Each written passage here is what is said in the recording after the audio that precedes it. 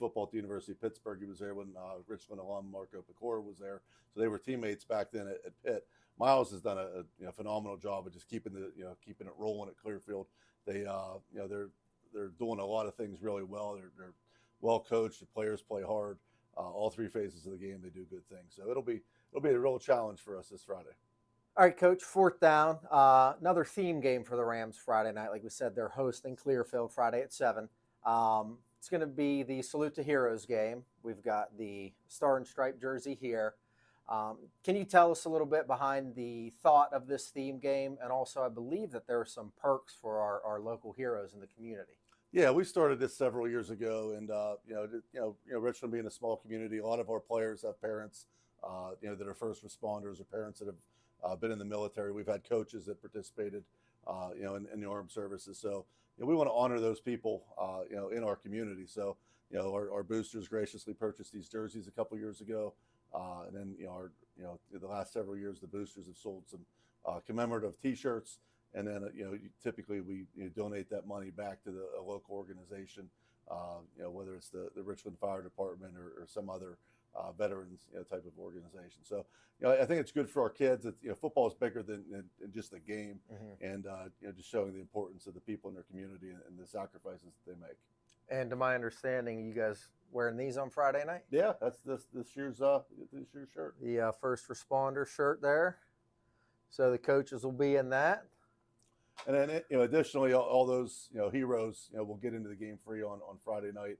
And then we ask our players to go out into the community and ask restaurants to donate a gift card so we can give those out to some of our heroes, whether it's first responders, police, fire, EMS, or veterans, active or retired. So I know I heard from a few of our local businesses here in Richland Township, and we'll be picking those up and giving those out in random drawings on Friday night. Well, good. That's any business watching this, if you guys want to help Richland football out, reach out to Coach, reach out to one of the staff members. Like Coach said, free admission Friday night for some of those local heroes, and also some giveaways if you'd like to be part of that. All right, Coach. Final question, overtime question. I think we teased this a little bit a few weeks ago, so I'm going to ask you for two answers since we got one of your answers already. But favorite place to grab an appetizer in town? Yeah, so I'm not a giant appetizer guy. Okay. I'm somebody that would just like a nice side salad to kind of kick off my meal. So I'm a big side salad guy, house Italian, but a lot of good appetizers locally. But the king is Outback. You got to get the blooming onion. We don't have it a lot around here, but I think that's the king of appetizers in my book.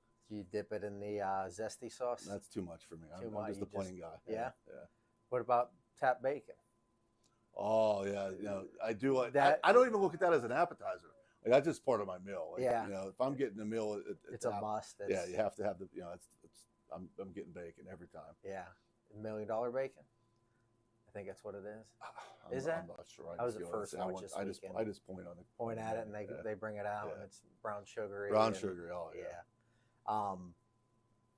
I know you're not huge into Mexican cuisine, but I like the queso and the guac from El Jalisco. Okay. To get the day started, and then you get a little bit left over, maybe dip your taco in some, or spread it out with your rice. To get the day started, I'm up at like 6 o'clock. What time are you getting your day not started? The day, the meal. The meal started. Okay. The day, most people who follow me on Facebook, I started Daddy Daycare this week, so my days my are wake hours. 24/7. Yeah. So she was breathing before I left here, so I'm doing my job. Good job. Mom gets home here in a half hour. Okay. So it's fun times. We're just grinding through it.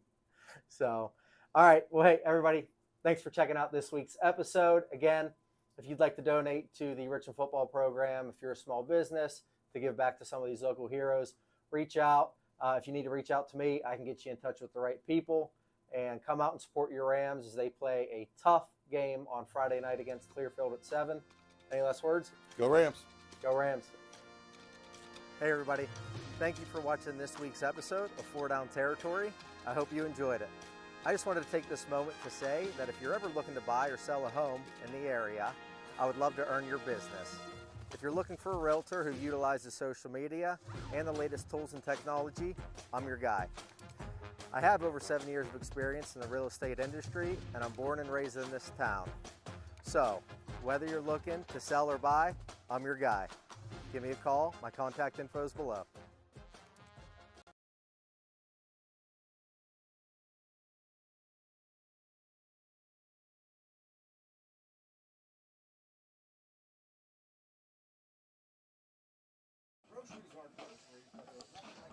All right, fans, welcome to the Richland Football Network. I'm Ed DiMartino alongside of the coach Fred Yannity and Brian the Sponge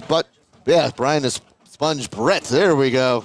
Yeah, you got it. And Stone Mangus. We welcome you to Herlinger Field on a beautiful night for football. 7-0 Richland Rams are going to face the 6-1 Clearfield Bison, which is different than the Bisons from Bedford.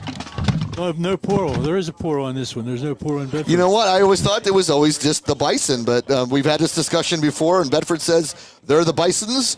Clearfield is the Bison. And the Bison did get Mr. B in trouble down in Bedford. So yeah, that's true. We've been over that story enough times. Clearfield is actually the East 2 winner. They're 6-1, coached by Eric Schaaf. The West 1 winner is Richland, 7-0. So this game is very important for the power of the Laurel Highlands. Who's the team to beat? We've never played Clearfield before, Ed. Yes, first time looking at them. Makes this game very, very interesting and makes it very, very cool. I like how the Laurel Highlands has expanded, and now we got to see Huntington early, and now we get to see Clearfield here tonight. This Clearfield team, they will do everything around their quarterback, number 5, number 8, Grayson. Nope, I'm looking at our quarterback, aren't I? We got number 2, Will Domico. Right, 1,230 yards passing, 301 yards rushing. He has counted for 18 TVs, so he's the go-to guy on the Clearfield offense. What do you see a lot with these high school football teams, Fred? Your quarterback is typically one of your better athletes, and right, I'm sure we're going to see a lot of option play, a lot of run-pass option types things. I think Will has 7 touchdowns on the ground and 11 touchdowns through the air. That's correct, and he's a seasoned veteran quarterback, number 2, Will Domico.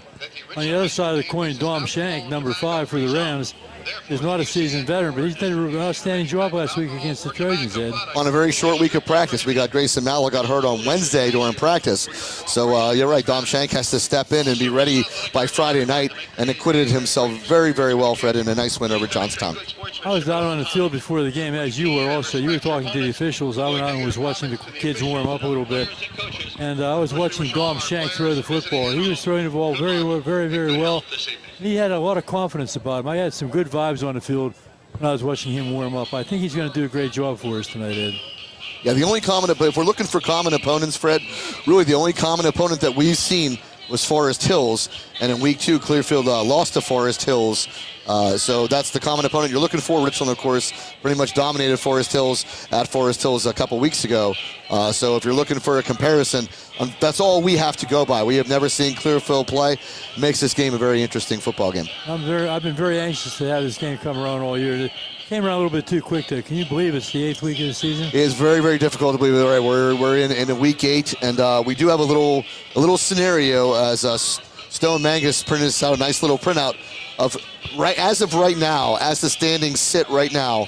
If it were to end this way, it would be Central and Richland that would play for the Laurel Highlands Championship. I think that's at a neutral site. Would probably be at Mansion Park, as far as we understand. It will be Penn Cambria, Clearfield, Bald Eagle, and Chestnut Ridge. Forest Hills, Bishop Guilfoyle, Tyrone, Central Cambria, Somerset against Penns Valley, Phillipsburg against Westmont, or Bishop McCourt Carroll against Huntington, Bedford against Bellwood, and Bellefonte against Johnstown would be how it would stand as of right now if the standings would remain. Some very interesting matchups there. I remember one year in the 10th week of the season when I was still helping Brandon coach. I was a special teams guy. We went to Bellwood to play a 10th game. Team we hadn't played in a long, long time, and it turned out to be a fantastic football game. One of the best games I ever saw as a high school coach. I think it ended up 10-7 in Richland, and it was a tremendous game. So you get those interesting end-of-the-year matchups. It adds a lot of excitement to the end of the year. You know, the team might not be having a great season, but you have that last game, you can go out and shine. Yeah, for sure. If we're looking at some comparisons as far as defenses go, Richland has given up the fewest points in the Laurel Highlands at 72, and Clearfield has given up 94. Clearfield has scored 237 points on the year, and Richland leads again the Laurel Highlands with 263 points scored. So Both offenses pretty prolific. Both defenses pretty good. When I was thinking about this game today, deciding what we were going to talk about in the pregame, we never talk very much about defense, but when you look at the Richland Ram team, like you said, they've only given up, 72 yards all year, 72 points all year. And you look at the defensive effort that we've had all season, that's been a key component in our undefeated record. And we sometimes kind of overlook the defense. We like the big splash plays. We like the colorful offensive plays. But our defense has been fantastic. There's no doubt about it. Mostly about the defense that we've seen. Sometimes they've given up a long drive to start the game, and they've always made adjustments. That's what makes, to me, Richland so good defensively is Coach Ripple really knows how to adjust to what he sees on the field, and the kids really do respond. Hey, guys, I'm going to check in here from down here. Just one thing I hope cleaned up from last week was the kickoff, because they were giving up a lot of yards on that.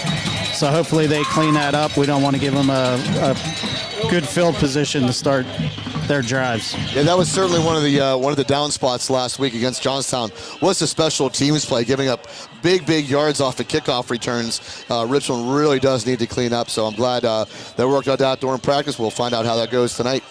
They've had some great special teams games in the past, so I anticipate Coach Hobbs has them squared away for tonight. There's no doubt about it in my mind. It's going to be a tough game tonight. You've got a lot of kids on the Clearfield team like Carter Chamberlain, names we haven't heard in the World Highlands forever. Actually, Carter Chamberlain, Brady Collins, Will Domico, Carter Freeland.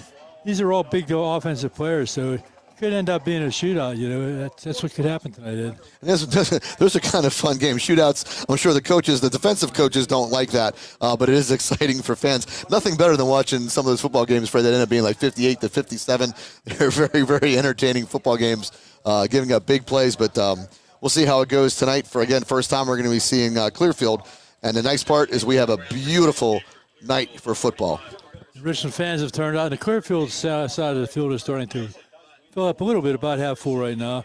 It's a long drive, and that's one complaint people had about the new World Highlands. You have so far to travel for games, but it only happens a couple times a year. Yep. It's not like it's every weekend. We have our local games all intact. We can play them. Where did we go this year? We went to Huntington. Right? Huntington, yep. That's been our furthest trip, and that only happened one time all year. So it's not really as bad as people like to make it out to be. Yeah, that will change for us next year. Well, it's a great league, though. Yep. I think everybody's happy with it.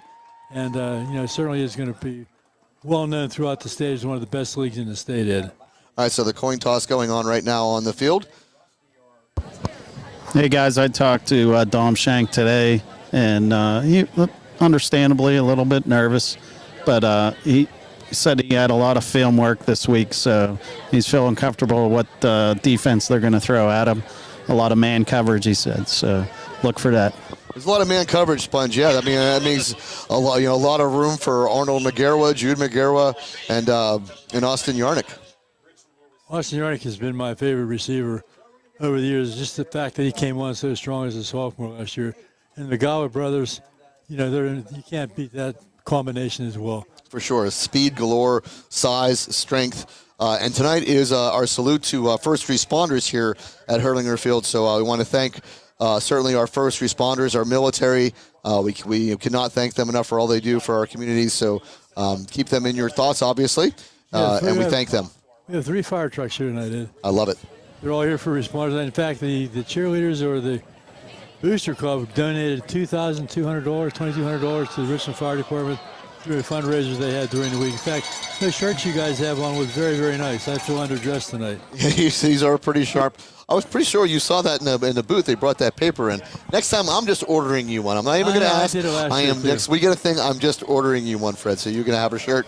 But yeah, it's it's a great thing. We need them in our community. We thank them for all that they do. I like Stone shirt. It's long sleeves and it has a hood on it.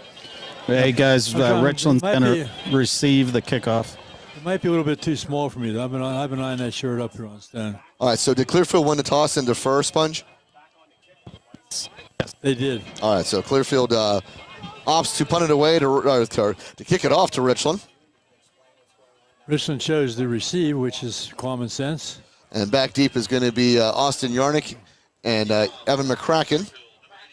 Kicking off for the Clearfield Bison is going to be trying to catch his number here when he turns around. Be number 85. That is Warren Dietrich. And we're going to be off and running here from Herlinger Field. And there's the kick. Fielded right around the 50. Now it's going to let it bounce. Evan McCracken let it go. Goes back to about his 10-yard line. Turns around and sprints out to the right sideline. And gets out right around the 20-yard line. So kind of a mix-up there, Fred. I thought maybe Austin Yarnick thought that Evan was going to take it. Evan thought that Austin was going to take it. They let it bounce between the two. That's exactly what happened, guys. They both looked at each other and said, oh, it's okay. Better get the ball. Yep. That's really not what you want to do, but sometimes that works for you because it puts the other team, they pause, they hesitate a little bit when they see that happening, and sometimes it makes for a big play. But we're starting deep in our own territory. All right, at our own 18-yard line, first drive of the game for either team as Dom Shank goes into the gun with Evan McCracken set to his left. 3 wide receivers out to the left. And this is going to be Shank handing off to McCracken. McCracken goes off of right tackle and goes over the 20-yard line to about the 21. So about a 3-yard pickup, going to be 2nd down and 7. That's going to be a key to this game. If they can contain McCracken, it's going to be a long night for the Rams. I think every team says that. Every team wants to do that. Exactly. They do want to do it, but not everyone can handle it. We'll see what happens tonight. All right, 2nd down and 7 as Dom Shank backs throw. It gets some heat. Takes a crunch as he gets rid of the football. Will fall incomplete. And coming in off the blitz was number 45, Carter Chamberlain. I like the fact that he bounced right back up again. That was a big hit, Ed. He took a big shot. Yeah, got rid of the football, but it forced the ball to come out very, very low. And fortunately does not get turned over. So it's 3rd down and 7 now. He's got a little more size than Grayson Mala. Dom's about 6'1", I think.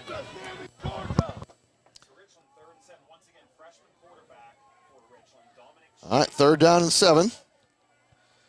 Shank will throw this one out. Now a little high. He was looking for Luke Feitel. And I'm not sure if that ball, I think it's going to be a interception. So Dom Shank throws an interception, and that's not what you want as Clearfield will take over on the 29-yard line. Was not a good throw. He was looking for Luke Feitel and threw it high. And there's a flag on the other side, though. Let's see what that is. Nah, they're going to call it on Richland. All right, so it is a turnover. Big play, obviously. Defense, so once again, we talk about offense all the time, but defense, you know the old saying, defense wins games. I'm not sure that's always true, but defense is pretty doggone important. Yeah, so now what Richland wanted here is Clearfield takes over at the 29-yard line on the Dom Shank interception. We're going to see Will Domico go into the gun for the Bison. 1st down and 10 into Richland territory already.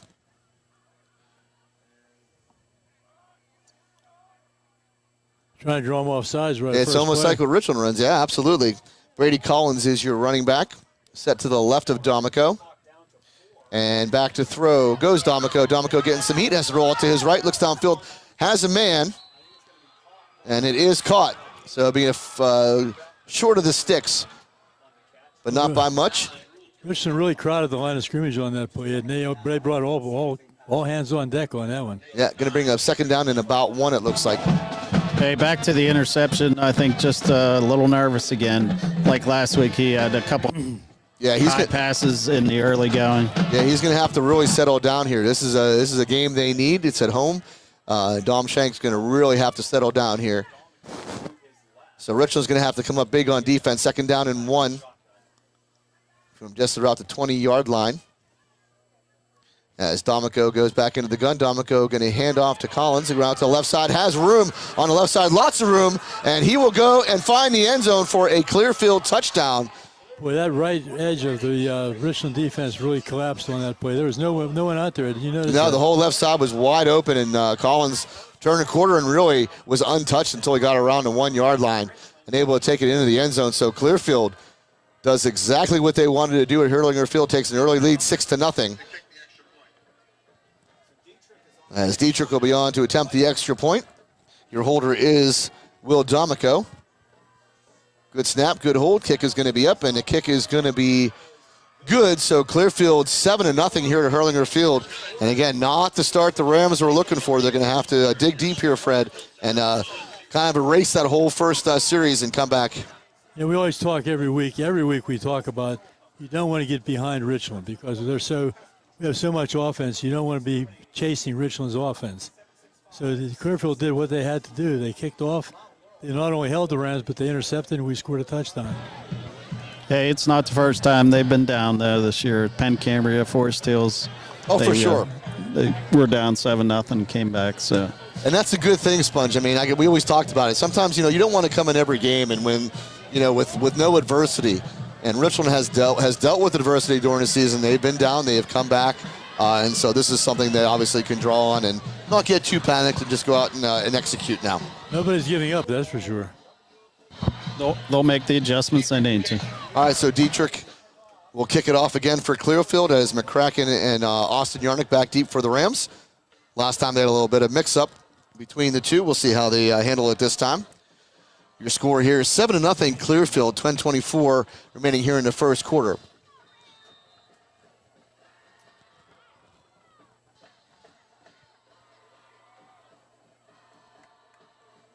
All right, Dietrich kicks this one away. It's going to be Austin Yarnick who will pick this up right around the 15-yard line over the 20 to 25, puts on a little bit of burst of speed, gets to about the 30 before he's tackled at about the 32-yard line. So first down and 10, Richland. Good hit. Yeah, it was a good hit. These guys hit, yeah. He's full speed ahead, and he just got stopped. Boom, right in his tracks. Austin Yarnick has a lot of speed. We talk about McCracken's speed all the time, which we should. He's one of the fastest kids in the state. But Austin's pretty fast himself. For sure. All right, so first and 10. They'll give the spot at the 33-yard line. Second possession for the Rams. They turned it over on an interception to start the game, and Clearfield was able to run a couple of plays and find the end zone. Puts our score at 7-0. Dom Schenk hands this one off to McCracken. McCracken up the seam. McCracken over the 40-yard line. Good pickup on first down. Nice offensive blocking up front, firing off the ball. Good blocking up front, made a nice little crease. That's all McCracken needs is a crease. He doesn't need a big hole. Yeah, that was a good tackle. He was probably one tackle from taking it to the house. All right, it's a second down and 3 off the 7-yard gain for McCracken. Offensive line does a lot of shifting up front now. And there's going to flag on the play. There's going to be illegal motion on Richland. Wonder why. Yeah, they're called legal procedure. And Coach Bailey not happy on the sideline. He's run this pretty much all year. Oh, that's what I was going to say. I can't imagine what happened differently, but something did. This is a good crew we have out there, Ed. Yeah, we have John Daly out there heading this crew. Yeah, I heard the ref say he had his hand on the ground. Then you can't move once it's down on the ground. Okay, so there you go, hand on the ground.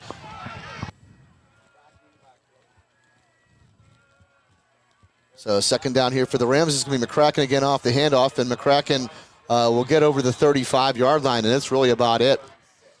To about the 36. Richland needs to get to the 43-yard line for a first down. Gang tackle, that's what we do. Clearfield looked good on that play defensively. They look pretty good so far. Pretty solid defensively. 3rd down and 7 upcoming for Richland. They had it at a 2nd and 3, but a motion penalty put it all the way back here. So 3rd down and 7. McCracken is your lone backer. Pistol formation here for the Rams.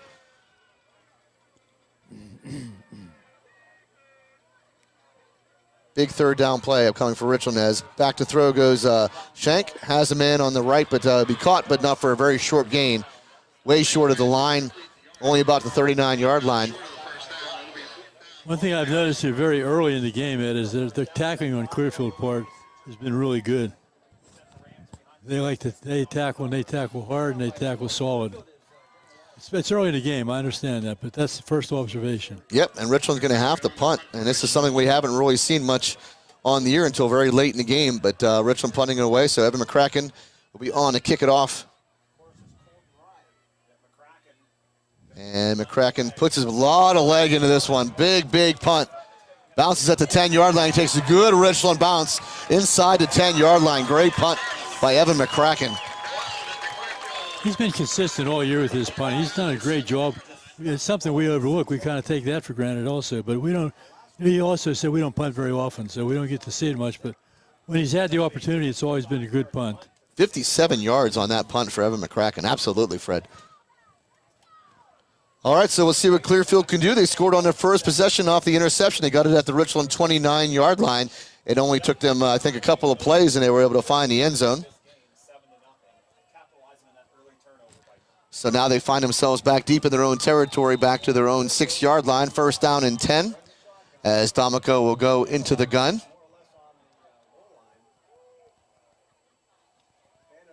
And D'Amico will hand this one off the middle, off a right tackle now. And a good run up the middle. Gets over the 15-yard line to about the 17-yard line. And that'll be a first down for Clearfield. Took a little bit of the Richland playbook there, spread everybody out and run the ball. Yeah, Richland's going to have to get stout here. So far, Clearfield having their way with the Rams. It is early. They're getting pushed off the line, that's for sure. Yep. All right, so first down and 10 from now the 16-yard line go the Bison. They lead here 7-0 with 7:16 remaining here in the first quarter. As D'Amico will go back into the gun. And D'Amico will hand this one off again.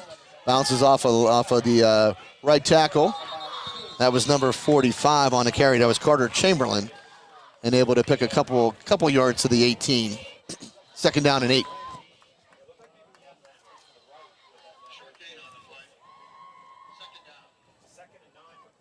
Carter Chamberlain has been one of the major rushers all year. Chamberlain, Collins, and D'Amico have been the 3 leading rushers for the Bison. Yep, just the Bison. Bison. All right, second down and 8 upcoming. It will be Collins who is in the backfield. And D'Amico goes into the gun. And D'Amico hands this one off to Collins, goes on the left side. This is where he got his touchdown from. Able to turn the corner and pick up some good yards on the left side. See what happened there. That quarterback likes to ride that ball into the running back's stomach. And if the defensive end collapses on a quarterback, he lets the ball go. If he stays with the running back, he keeps the ball. So it's a little bit of an option play. Brings up third down and 1. They're just short of the first down. So big third down coming up for Richland here as they have Clearfield at their own 26-yard line.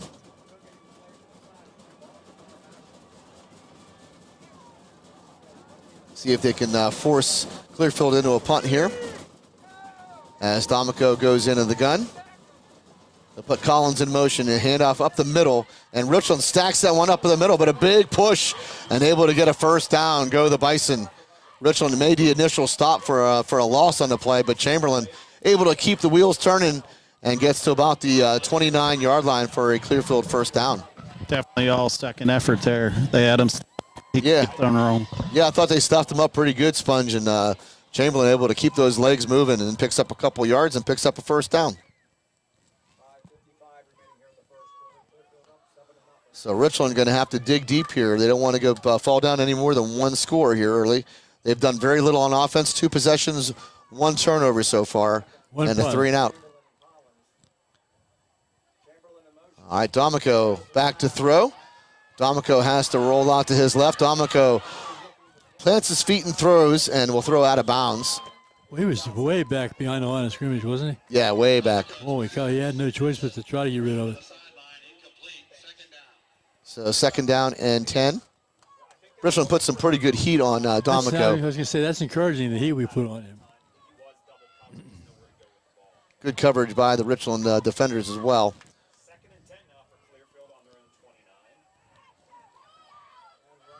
All right, Richland looking to take some momentum in this game. So far, it's with the Bison as they lead here 7-0 with 5:29 remaining in the first quarter. D'Amico hands this one off to Chamberlain up the middle, and this time Richland just stuffs him, and that one's going to be for a yard loss. He dropped the ball, but he got it. Oh, so he put the ball on the ground. That's kind of the same play they ran for the first down, Spudge, and that time Richland able to take Chamberlain to the ground. Yeah, they stacked them up on that one. All right, so third down and 11 now upcoming for the Bison. This is another big third down upcoming for the Richland Rams. They need a football back and get something positive going on offense. They have a lot of respect for this outside receiver here. They got 2 guys eyeballing him right now. All right, and D'Amico back to throw. D'Amico against some heat again. D'Amico going to step up, has some room, but taken down by Joe McEnany. No, that's Joe Penna. Joe Penna, number 34. The other Joe. Yeah, because I tell you what, Sponge, if he doesn't take him down, he had some room to run. Had room to run. How close was that to being the worst caller, Sponge? Not close. He had him by the front, too, so it was... All right, so Joe Penna able to negate a big run that was going to happen by Will D'Amico, I believe. So it'll have to be a punt for Clearfield. That's exactly what Richland needed. Richland putting nobody back deep to field the punt. And Richland comes in and blocks the punt. The ball is bouncing right around the 5 yard, and Richland picks this up and will go in for a Richland touchdown. Wow, big turnaround. Huge play. They put nobody back deep. They rushed the punter, made the block, picked it up at the 5 yard line, and go into the end zone, trying to catch the number of Sponge of who took that punt in for the touchdown. That was Janidlo. Ethan Janidlo.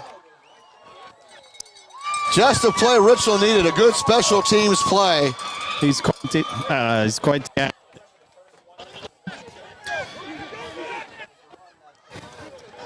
All right, so your score now 7-6.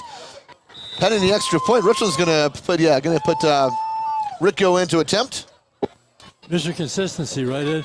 With no one back, they were going for it. They were coming. Was it Janidlo that blocked the punt as well?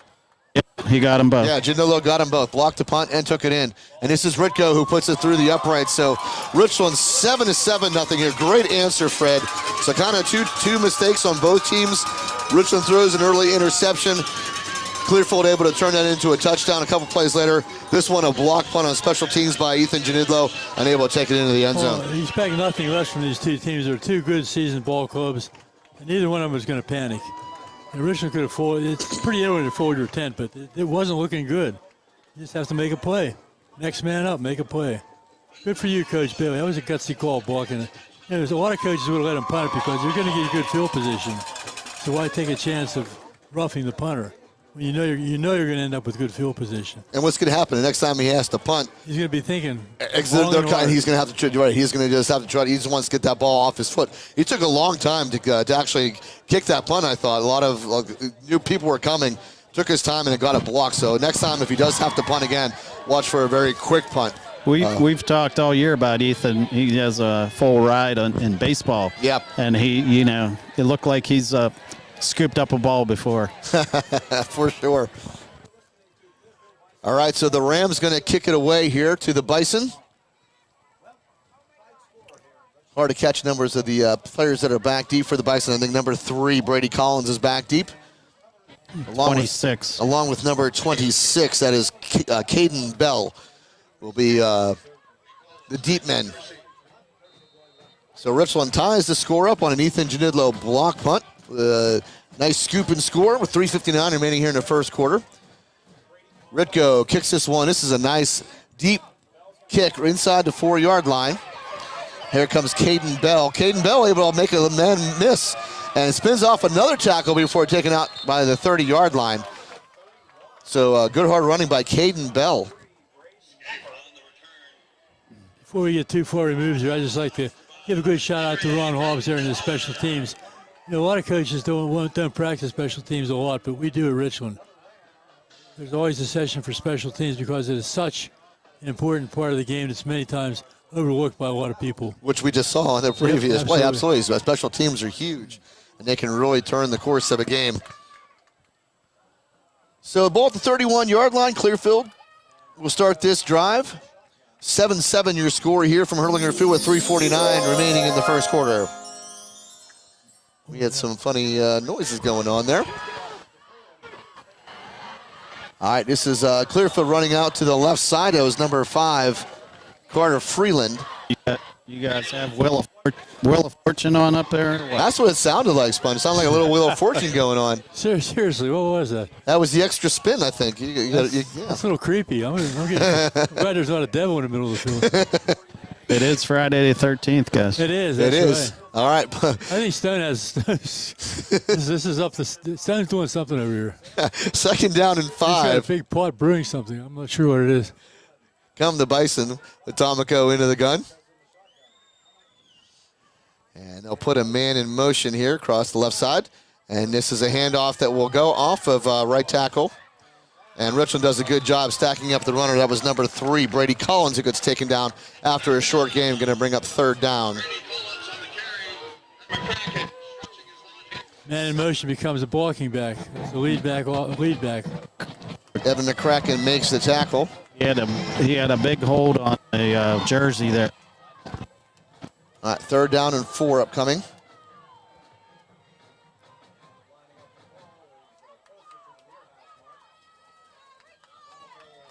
It will be Collins in the backfield here for D'Amico. D'Amico back to throw. D'Amico slings this one over the middle. Has a man at about midfield. So good throw, good catch. That was number 5, Carter Freeland on the reception. Little slam play and picks up enough for the first down at about midfield. D'Amico has thrown for 1,230 yards this year and 11 touchdowns. So he's a good seasoned veteran. And D'Amico he's a senior quarterback. So first down and 10 for the Bison. As D'Amico goes back into the gun here. And D'Amico hands this one off to the right side. This is Collins. Collins will be taken down for a loss, about a yard loss at about the 49-yard line. Evan McCracken and along with number 1, Jude McGarwa. That's the same play they scored their touchdown on it. Except this time our edge players played it right. That's exactly right, Fred. The corner come up that time. He didn't get sucked downfield, so he had nowhere to turn it up. All right, so 2nd down and 11 for the Bison. They're at their own 49-yard line. We are down to 1:55 and counting here in the first quarter. 7-7 your score. Empty backfield here now for D'Amico. Looks to the sideline for the play. Rams are showing blitz up the middle here. Time clock's down to 2. And quick throw off the hands of the intended receiver, Caden Bell. And there's going to be a roughing call, I believe, on Caden Bell as he pushed down Jude McGarwa. I think this is probably going to be an unsportsmanlike conduct call here, I believe, on Caden Bell. I missed that one. Yeah, he kind of gave him a big forearm shiver. After he dropped the ball, he hit him. Yeah. So we're going to see what the call is. Now, illegal man downfield is going to be the call. They threw their flag, right? And an unsportsmanlike dead ball foul on the Bison. So both go against the Bison. It was legal man downfield and an unsportsmanlike penalty call. So the 15-yard penalty will be enforced.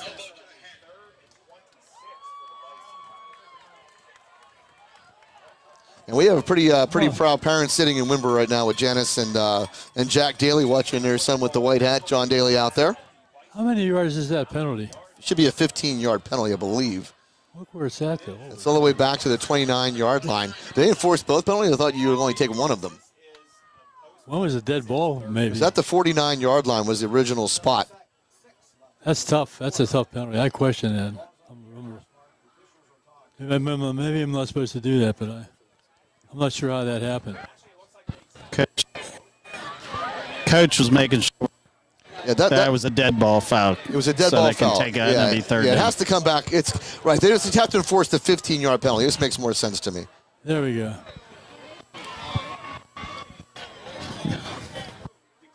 Now, are they respotting it now? Now they're going to respot it. It should just be a 15-yard penalty, I believe, That's right? what I'm wondering. He kept walking. I thought, where's he going? Down to the mall? I thought he called There it he off. goes. All right, this is going to be a 15-yard penalty. This is better. This is where it should be. That's exactly right now. Spotted at the 34-yard line. And third down. Yeah. So third down. It's a dead ball foul. So a third down and very, very long. So this is a big chance for Richland to get off the field here. Again, empty backfield here for D'Amico. It's third down and 34, or no, third down and long. Quick throw out to the left side, and Richland will do a good job of stacking that one up and bringing the man down. Good tackle by Joe Penna once more. Takes down the receiver, Carter Freeland. It was a nice game, though. Not enough for the first time. Not enough for the first time, right? Keeps the ball at about the 43-yard line of the Bison. They're going to have to punt, and we saw what happened last time. Now we're at the punter thinking about it, then we had. Absolutely. Carter Chamberlain is your punter. And we blocked the last one. This time we're putting a man back deep. We are putting Austin Yarnick back deep to receive the punt. Back deep. But you know he's got to be hearing those footsteps. Good snap. And this one, the punt gets away this time. And this is going to take a good Richland bounce as it backs towards the 40-yard line. And Richland will take this one over at their own 39-yard line. Not much of a gain on that one. But you have to punt. You can't go for it. Right, they're at their own 43-yard line. Right, if you turn that over, I mean, So they'll take their chances. Richland starts this drive, their own 39-yard line. First down and 10. Again, Richland tied here, 7-7 your score with 45 seconds remaining in the first quarter. Yeah, our sponsors anywhere. I'm not going to read them. I'm just looking for them. Yeah, we'll do that at the end of the first quarter. We always want to thank our sponsors. Like we said, we can never do this without them, and we can't do this without Stone Mangus and the Liam Cash Dollar as well. So I want to thank our student producers. All right, first down and 10 here, as this is the direct snap to Evan McCracken, who will go to about the 41-yard line. So good job so far from Clearfield, kind of keeping Evan McCracken in check. Yeah, you have to keep him in check. If you don't keep him in check, you're in big trouble. So a 2-yard pickup with 24 seconds and counting here in the first quarter. I don't look for him to get Evan out in space. They keep running him up the middle where it's all stacked up. Yeah, well, we're doing a little wildcat here. Evan McCracken in a quarterback now. And McCracken will follow Joe Penna, and a good penetration by Chamberlain, able to take McCracken down in the backfield. And Evan not happy with the blocking there. So it's a loss on the play. Speed's good, but you have to have room to run, that's for sure. We just saw an example of that. Well, I tell you, Richland has done nothing on offense so far. Their touchdown came on a block punt and a scoop and a score. But really, Clearfield hasn't allowed Richland anything offensively so far. All right, so let's get ahead and have 12 yards of offense so far, so thanks, Stone.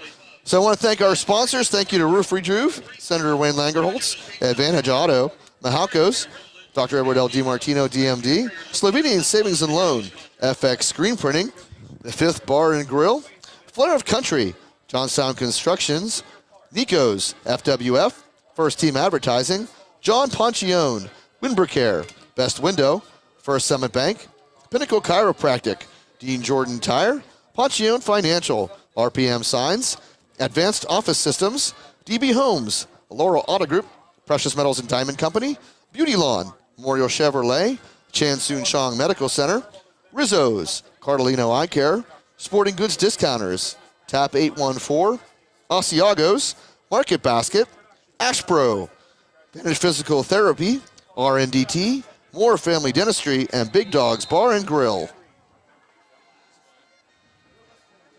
7-7 score at the end of the first quarter. This is a good thing in a way. We're heading to playoff time now, so you want to get used to being in games like this. They're not going to be all easy from this point on. We have Chestnut Ridge coming up next week, so it's going to be a tough schedule from here until the end of the season. So you might as well get used to playing good teams. Yep. We had a score there. Was it Chestnut? Forest Hills leading 2-0 over Huntington. All right, so third down and long, and coming as a flag on the play. Richland sets up a screen play, and it gets drilled.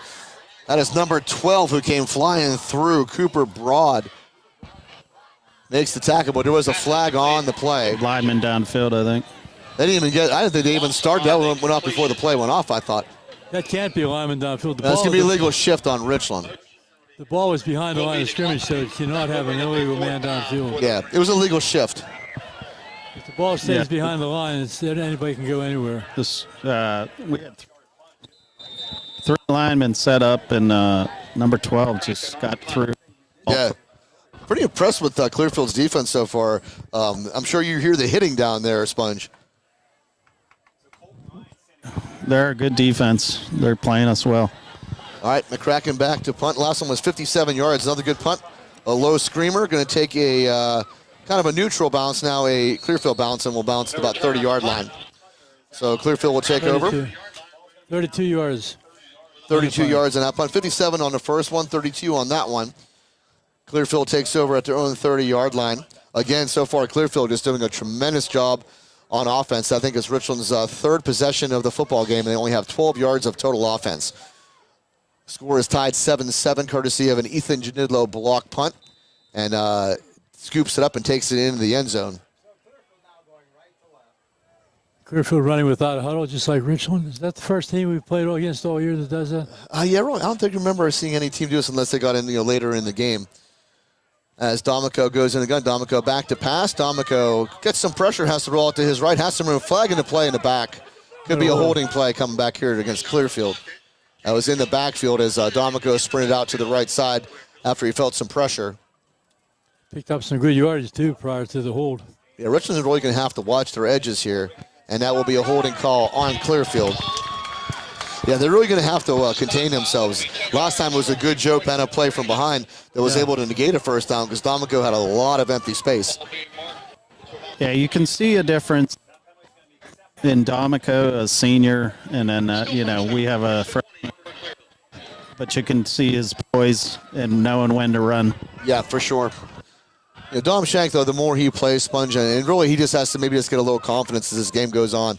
Find something good that he can build off of, and I think he'll be just fine.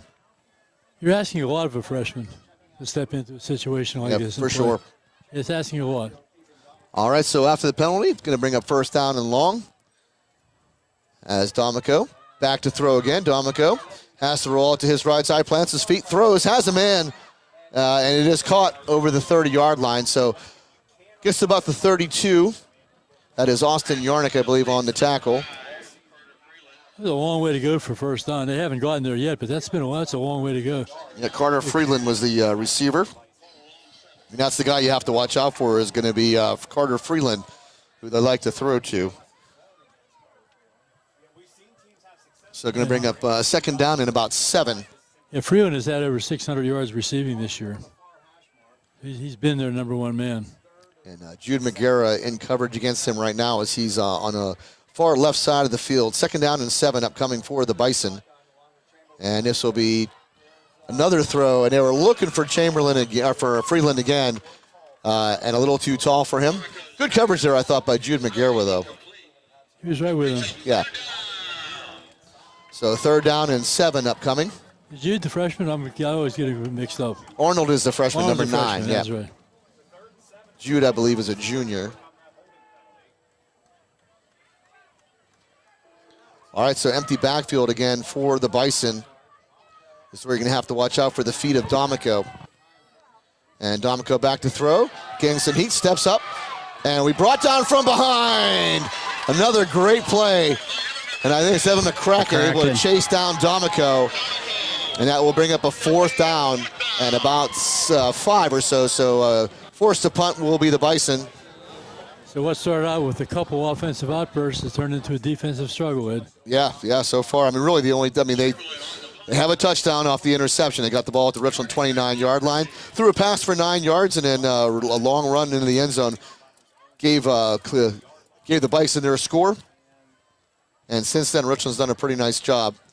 Chamberlain now back to punt. Richland came in again. This is a high, short punt.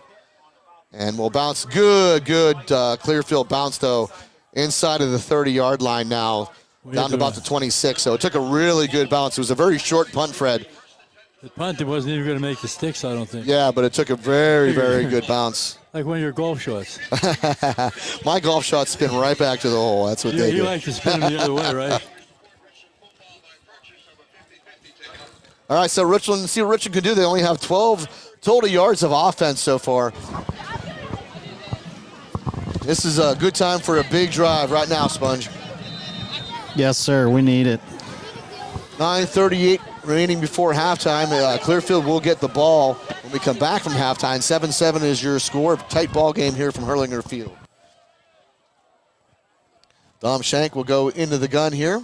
First down and 10 as McCracken sprints out to the right side. There's going to be a little pitch off inside, and Richland's going to pick up some nice yards to about the, looks like the 34-yard line. So a lot of inside pitch to Austin Yarnick. They sprinted McCracken hard out to the right and gave a little inside pitch to Yarnick. McCracken acted like he wanted the ball, and they were trying to outflank him. That's actually a forward pass. The ball went forward, didn't it? Yeah, I think it went forward. Yeah, the little pitch pass. forward, so probably be a forward pass. So 2nd down and 2. Freeze didn't work. Yeah, Clearfield holds true. Someone jumped, but not over the line. I almost jumped up here. All right, Shank. Oh, the ball's on the ground. They look for the handoff, and I think Clearfield's going to have it. Another turnover as Shank tried to put the ball into McCracken's hands and never quite got it there, and just a bad exchange. And Clearfield able to get the ball. This is what Richland, we've seen it over the years sometimes, Fred, they have the game where they just make tons of mistakes. And so far, 2 huge turnovers for the Rams. It's time for the defense to step up. The defense has got to be getting tired, though. They've been on the field a lot. Which I often wonder about that. So the Clearfield offense has been on the field a lot as well. All right, so the ball. It's harder to play defense. That's what you're saying, right, Ed? Yeah, I think so. All right, D'Amico going to hand this one. Oh, it was almost a bad exchange there, too, for them. And this is Collins able to keep his feet moving. Richland had him stopped in the backfield. Collins able to pick up a tough yard. So bring up 2nd down and about 9. They're an aggressive group of kids there, those Clearfield people. Oh, they play hard for sure.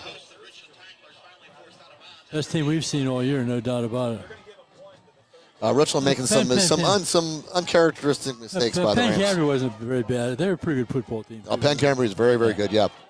Those are probably the 2 best teams we faced all year. All right, so 2nd down and 9. Ball at the 39-yard line of Richland for the Bison. Collins is your running back for Clearfield. D'Amico back to throw. D'Amico throws it over the middle, and nice coverage there by Austin. Yarnick knocks the ball away. They're looking for, I think, number 26, Caden Bell. And they bring up 3rd down. But again, probably 4-down territory here, Fred. A 30-yard line. They don't have a great punter. At least he hasn't shown us his greatness so far. But there probably would be a good timing for 2 plays right now. Yeah, I would think inside of Richland territory like this is going to be 4-down territory. So they don't got to get it all back here. 3rd down, 9. D'Amico back to throw. Big pressure. D'Amico able to avoid the first tackler. Has to throw this one away. That's got to be intentional grounding. He was he outside the pocket, though, Fred? And he may have been outside the pocket. Oh, boy. That was a huge throwaway, believe me. They would have had to have punted then. Yeah, so it's going to bring up a 4th down and 9. As D'Amico will stay on the field here. So Richland brought the heat up the middle. They brought everybody up the middle, I thought. Yep, down to 8:26 here remaining before halftime. Your score is 7-7. Richland has turned over the ball twice. And Richland has blocked a punt for a touchdown. Collins, we're going to call a timeout here, I believe, Clearfield. There's 2 more to go. First time out of the half, Ed. Yep, so Sponge, you want to give us a Richland Rocket report if you have one?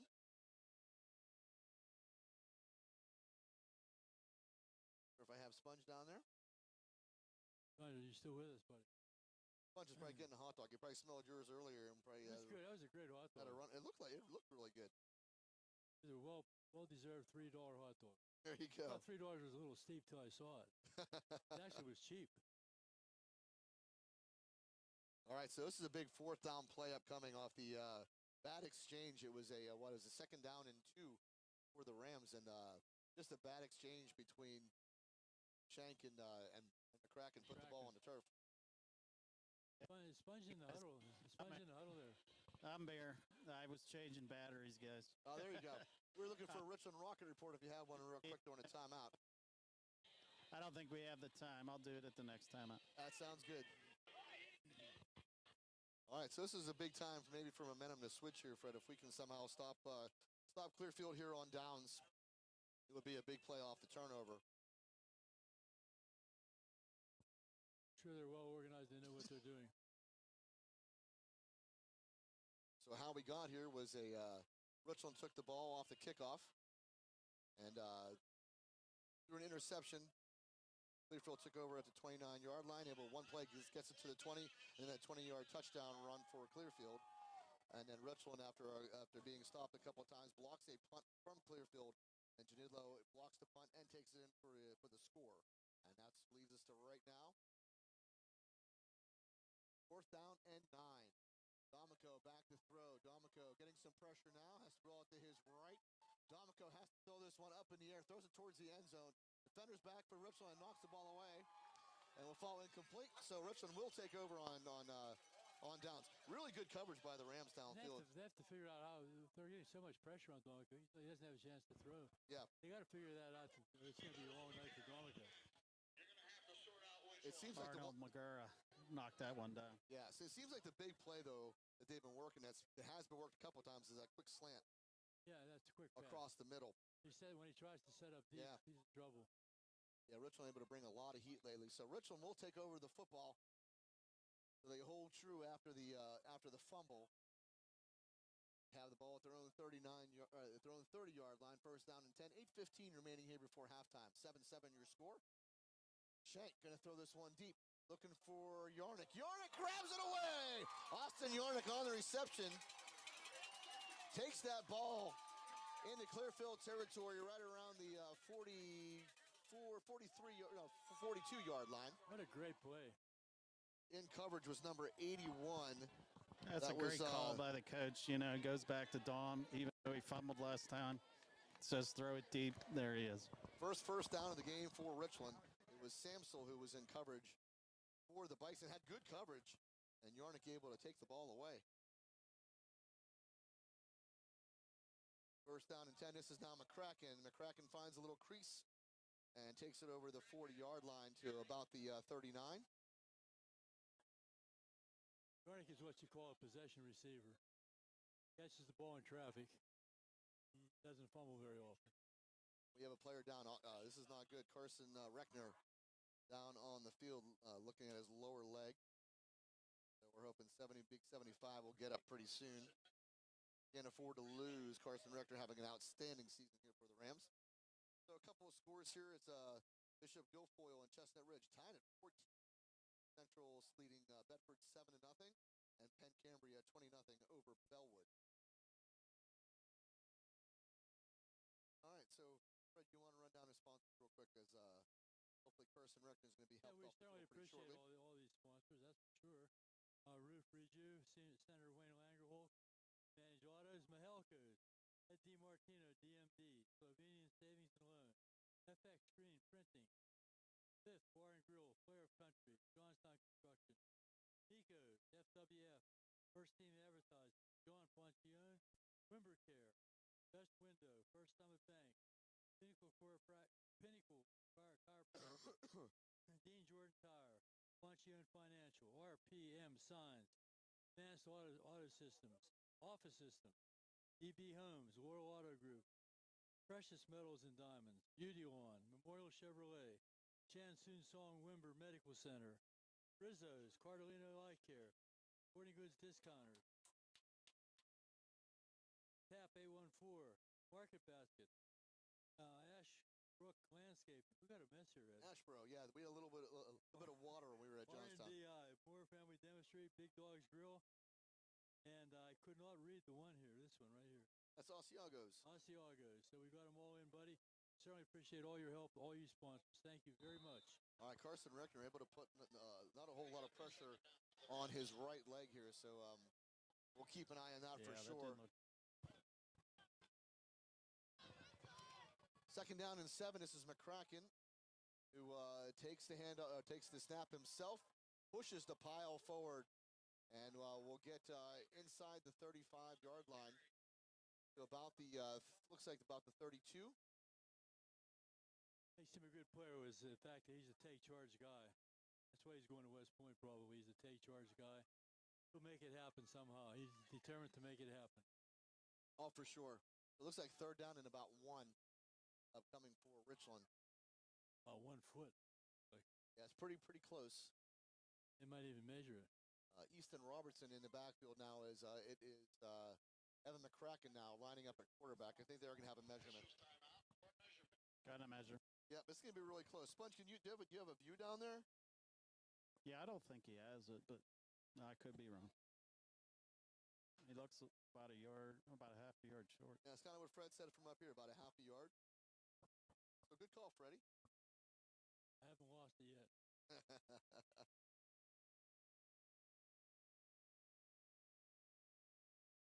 One thing you know on this field, the lines are accurate. Yep, it's about not even a half a yard short, a couple inches. That's one thing with this modern day football, all these turf fields, all the lines are very accurate. Not like the old days when the janitor used to go out and have a lunch hour, line off the field. And he did a great job, but they weren't always accurate. These ones are. All right, so third down and about a foot. And again, it is Evan McCracken now lining up at quarterback. As Dom Shank has struggled just a bit tonight.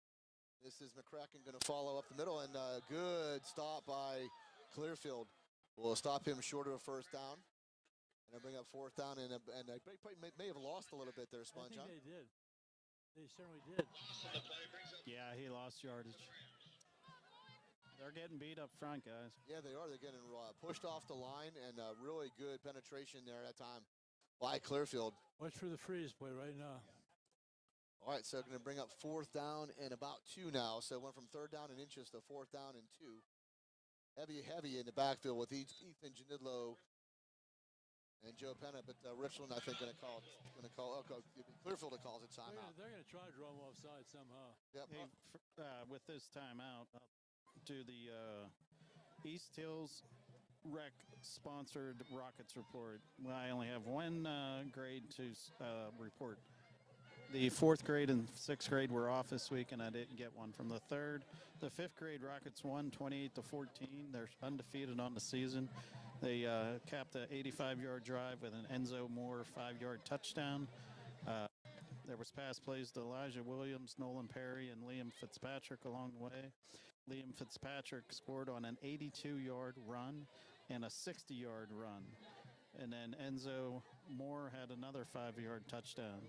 And 2-point conversions were made by Gabe Weaver to Liam Fitzpatrick and Elijah Moore to Enzo Moore to Elijah Williams. Elijah Williams had an interception.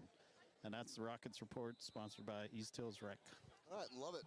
Love those Richland Rocket reports. I went up there last Sunday to watch some of the games. Yeah.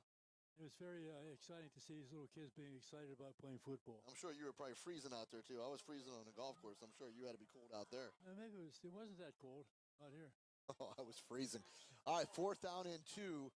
And again, the Rams going very, very heavy in the backfield. Evan McCracken lining up at quarterback, and this is Ethan Janidlo and I think Joe Penna in the backfield. Fourth down and 2. Big play upcoming. Penna streaks out to the right. McCracken goes that way. McCracken able to spin forward, and he should have enough for the first down. So Richland does pick up the first down. Signal. Yep, followed the block of Joe Penna. And McCracken able to turn it back in a little bit, spin off, and get a first down for the Rams. Only the second first down of the half so far for Richland. But they have it with 6:18 and counting here before halftime. Richland leading 7-7 over the Bison of Clearfield. Dom Shank now comes in at quarterback. Empty backfield here for Shank. He has one long pass to Yarnick for Richland's first down on this drive. And Shank going to keep it himself. Shank goes up the middle. Shank able to avoid one tackler. Gets inside the 20-yard line before he's brought down. So Dom Shank, maybe that'll instill a little confidence in him as he gets down to the 19-yard line. Definitely should get rid of the butterflies if they're still there. I can't believe they're still there, but they might be. Good job, Dom. Shank comes up limping a little bit, though. Oh, well, that's all we need now, huh? It looks okay. He's staying in, but it looks okay. With Reckner out, Dugan Chase is a converted tight end to tackle, so he's playing tackle right now. I'm assuming he has the right number on. Yeah, he's 66. Yeah, he changed it last week. 66. Yep. He was 88. Now it's 66. So second down. First down and 10. And this is Shank again, who goes out to the right side and gets to about the 15-yard line before he's brought down. Came back with the same play. It worked the first time. It should work the second time as well. All right, second down and about 5. Richland has to get to about the 10-yard line. Maybe second down and 6 as they had the ball spotted right around this 16, it looks.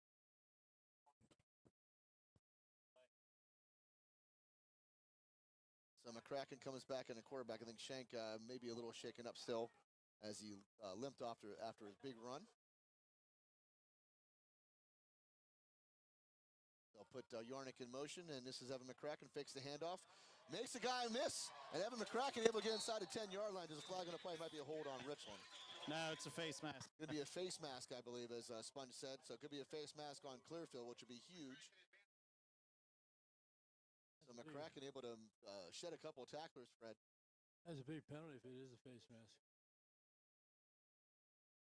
And it is. It's a face mask on the Bison. So good call, Sponge.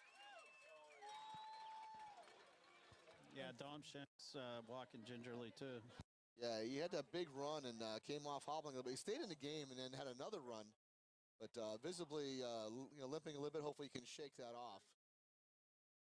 Quite a few big penalties against Clearfield in this first half. Yeah, I know. And They've hurt themselves. all right, so first down and goal, Richland. From about the 5-yard line, McCracken now quarterbacking as Yarnick goes in motion, and again fake handoff as McCracken dives for the end zone and will come up short about the 3. Second down and goal. Kind of the same play they ran last time, Fred. They put Yarnick in motion and fake handoff to Yarnick, and McCracken keeps it himself and tries to go off right tackle. Trying to find it doesn't take much for him to find a little seam, a little crack, square touchdown. All right, second down and goal from 3 are the Rams with 3:52 remaining before halftime. Richland looking to go ahead. Carson Reckner doing some drills on the side. Looks pretty good right now, Sponge. Yeah, he got his ankle wrapped up, so we'll see. Seems to be moving pretty well from what I see up here. And this is McCracken. McCracken going to find a seam and goes in for a Richland Ram touchdown. Good up front surge that one. We can see the hole open it up from here. Yeah, we have a good view of that one. So Evan McCracken able to follow his blockers and go into the end zone from 3 yards out and puts the Rams up 13-7 pending the extra point. Mr. Reliable, right?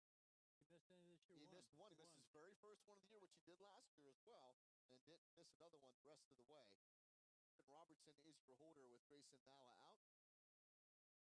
Good snap, good hold, kick is up, and this one is going to be good once again. So Noah Ricco puts the Rams up 14-7 here with 3:30 remaining before halftime. And our first responders respond. The firemen up there firing up the trucks. You gotta love it. You gotta love this side. And that's the kind. This is what Richland needed, Fred. They got the stop off the turnover. Clearfield gets the ball inside Richland territory at about the 31-yard line. Richland comes up big and stops them on 4 downs. And Richland able to take that momentum and go down and score. Big play in that drive, I think, is when it was 3rd and came back, made it. Had to give him a lot of incentive, a lot of upbeat on that right there. And we'll have to keep an eye on the injuries, though, as Carson Reckner had to leave the game for a bit. Looked pretty good running on the sideline there, and you have to watch out for Dom Shank, who after his first big run of the game, off a nice quarterback keeper, came up limping. So a lot of Evan McCracken playing some Wildcat. A couple of score updates. Central now leading Bedford 13-7. Guilfoyle 20-14 over Chestnut Ridge, and Penn Cambria up 20-6.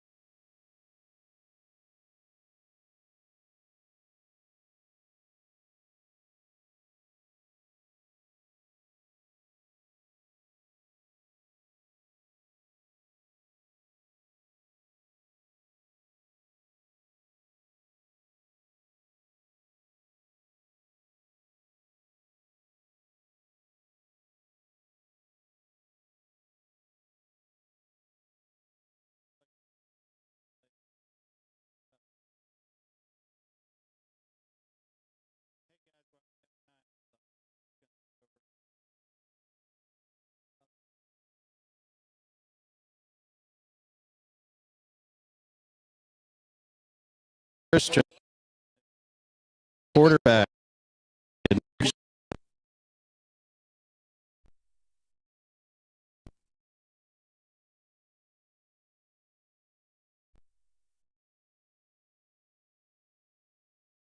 To Alex Bond to set in, and then he hit Jackson Fitel for the 2-point conversion to win it. There was only 30 seconds left when they did that. And our second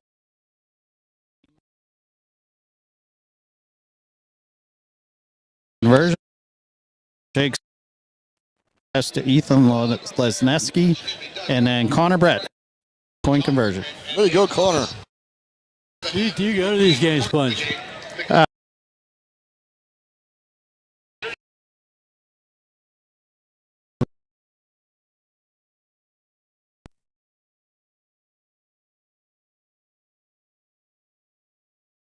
I see again with sound going on here.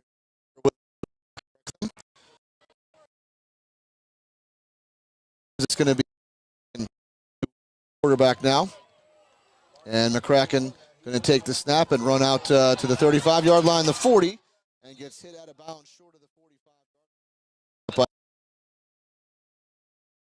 Brady. Field, where he's at on the field. He saw a little crack on the outside, planted his foot, broke to the right, and there's nobody in sight.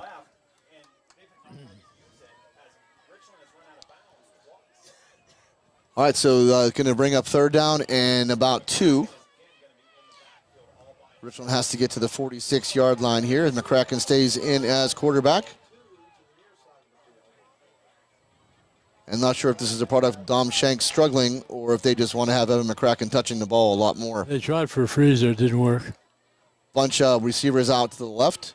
And McCracken going to take the snap. McCracken reverses field out to the right side. McCracken the 50-yard line to 45 and goes out of bounds. Short of the 40, first down by Richland. That play was designed for like the 2-hole. If you notice that, Sponge, you saw nothing there, just bounced to the outside and picked up a lot of yards. Yeah, he had room to run, but he went out of bounds thinking, I don't know, what he was thinking. Needed saving some time maybe. Yeah, but the coaches were yelling at him, take that upfield. All right, first down, Richland.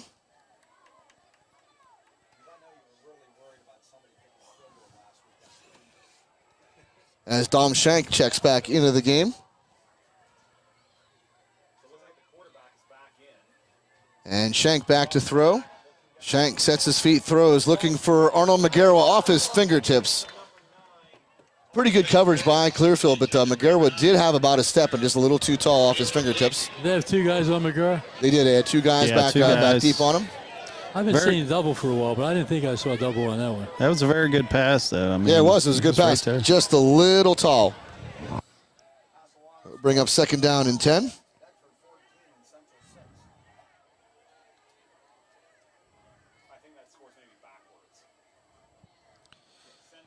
All right, so Shank goes back into the gun, second down and 10. Shank going to keep it himself. Shank goes over the 40-yard line. The 35 gets hit, and he will stay in bounds. But he gets inside the 35, maybe just inside the 35-yard line. Got to tuck that ball. Did you notice Clearfield trying to rip the ball? Oh, yeah, trying to take it out of his hands, absolutely. A couple of turnovers already by the Rams, one on an interception and one on a bad exchange between Shank and McCracken. Sometimes you're so concerned about ripping the ball, you forget to tackle them. You have to be careful. All right, third down and about 1. McCracken will go in motion across the left. Shank going to fake the handoff, keep it himself, and goes up over the 30-yard line. First down, Richland. It's about the, right at the 30-yard line. So the clock down to 1:01 remaining before halftime. Richland on the move. Under a minute, we got a one timeout. A lot of time, Sponge. Don't worry about it. Plus, we have a field goal kicker for sure. So Dom Shank into the gun here. Shank, quick throw out to his left side. That's McCracken. McCracken reverses field back to the right side, and McCracken gets pushed at about the 19-yard line. Another first down, Richland. Yep, down to 33 seconds. Richland on the move. They'll spot the ball, looks like, at the 20. So first down, Rams. My prediction's looking pretty good, Ed. Still got 20 yards to go, and I think we're going to have a timeout on the field. Yeah, it'll be Clearfield calling a timeout with 33 seconds remaining here in the second quarter. So Richland off to a really slow start tonight, Fred. They get the ball, they turn it over quickly on an interception. Clearfield able to take it 31 yards, actually 29 yards, 2 plays to find the end zone. Richland gets the football back and really goes 3 and out a couple of times. But Richland does a good job defensively. And from that point on, able to block a punt and take that one in for a score. That was a turning point there, right? It was. And major turning point. And then Richland able to muster up a nice drive after another Richland turnover. They stopped Clearfield, but Clearfield had the ball at the Richland 31-yard line to start that drive. Richland held true and gets the ball on downs and takes it 69 yards for their longest drive of the game, obviously, and puts it into the end zone. You have a great mind, Ed. They have Reckner back out. He's a tough kid. He wants to be in there, but he doesn't want to hurt the team. You know, he can't. Doesn't seem like he can plan on that. Yeah, we have to watch out for that. He looked like when he was running drills on his side, he looked pretty good. He did right here. With his lateral movement, he looked fairly decent, but yeah, it's certainly something to keep an eye on. I know he wants to play. I know he wants to get in there. But you want to do what's best for them. This is a team group of guys. There's no doubt about it. Yes. All play for each other. They play hard. They don't want to let anybody down. I don't want to say much about it, but my prediction's looking pretty good, isn't it? It is so far. First down and 10 go the Rams at their own 20, at the Clearfield 20-yard line. 33 seconds remaining before halftime. 14-7 your score. Richland leads.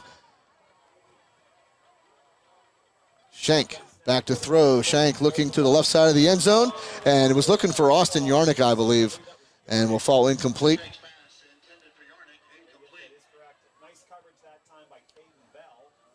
Third down. See, that's the matchup I'd be looking for. From Richland, Caden Bell only goes about 5'6". This is where I'd be looking to put maybe Arnold McGarrett out there. Jump ball. With a guy that's 6'4" and a guy that's 5'6", maybe would be what you'd want to exploit. Throw a little jump ball. Yeah, but Yarnick is going to out there lined up against Caden Bell here with second down and 10. And there's Clearfield jumping way offside, as that is Freeland who jumps offside. Clock now at 28 seconds. They weren't even trying the freeze. They just he just jumped. Yep. Anxious. All right, second down and 5 now for the Rams. Ball moves to the 15-yard line of Clearfield. Again, Richland leading 14-7, looking for a 2-score game here. As Shank looks to the sideline for the play.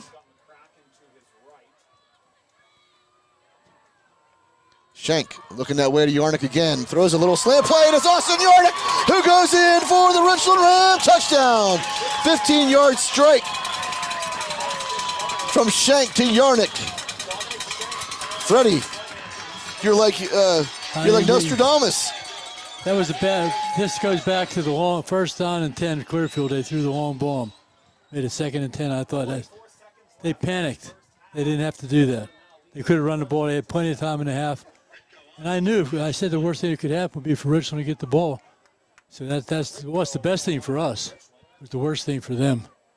Rico on to attempt the extra point. It's up, and it's going to be good. So Noah Rico puts the Rams up 21-7 with only 24 seconds remaining before halftime. Now Clearfield does get the ball as we come out of the break. This game's far from being over. Oh, for sure. But Richland Sponge has done a really good job. I mean, from early part of the game, it looked like it was going to be all Clearfield. And Richland really able to turn the tide. Yeah, we talked about it early. They make adjustments, in-game adjustments, halftime adjustments. All their coaching staff is excellent. They never panic either. You notice? They don't panic. They don't try to do things they don't normally do. They don't do things they can't do.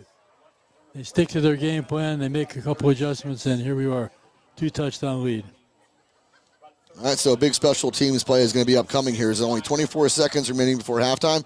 Richland goes up 21-7 on a 15-yard pass from Shank to Yarnick on a little slant play. I have a feeling there's something up on this kickoff, too. I'm not sure what it is. I think there's something going to happen here. Hold your breath. All right, so here we go. As it is Ritko on to kick it away for the Rams. It's going to be Bell and Collins, I think, back deep for the Bison. And again, it's something I'm going to look for as the game goes on, though. I'm going to look for Richland trying to get that matchup. I mean, Austin Yarnick won that one on a no slam play. But you have a corner who's only 5'6", and you have Arnold Magaro who stands at 6'4". At some point in time, Sponge, I'm looking for that, for them to find that matchup.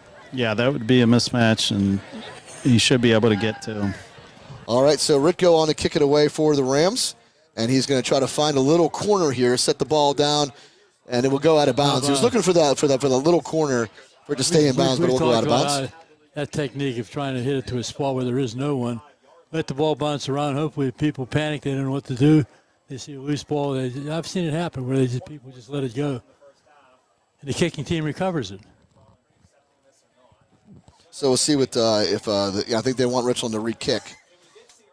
So Richland is going to have to re-kick this one. I was thinking in terms of an onside kick myself, Ed. I didn't want to sound too crazy. But I was thinking in terms of Richland trying an onside kick, scoring again before that. It certainly would have caught Clearfield, I think, a little off balance for sure. I was thinking that was crazy man thinking.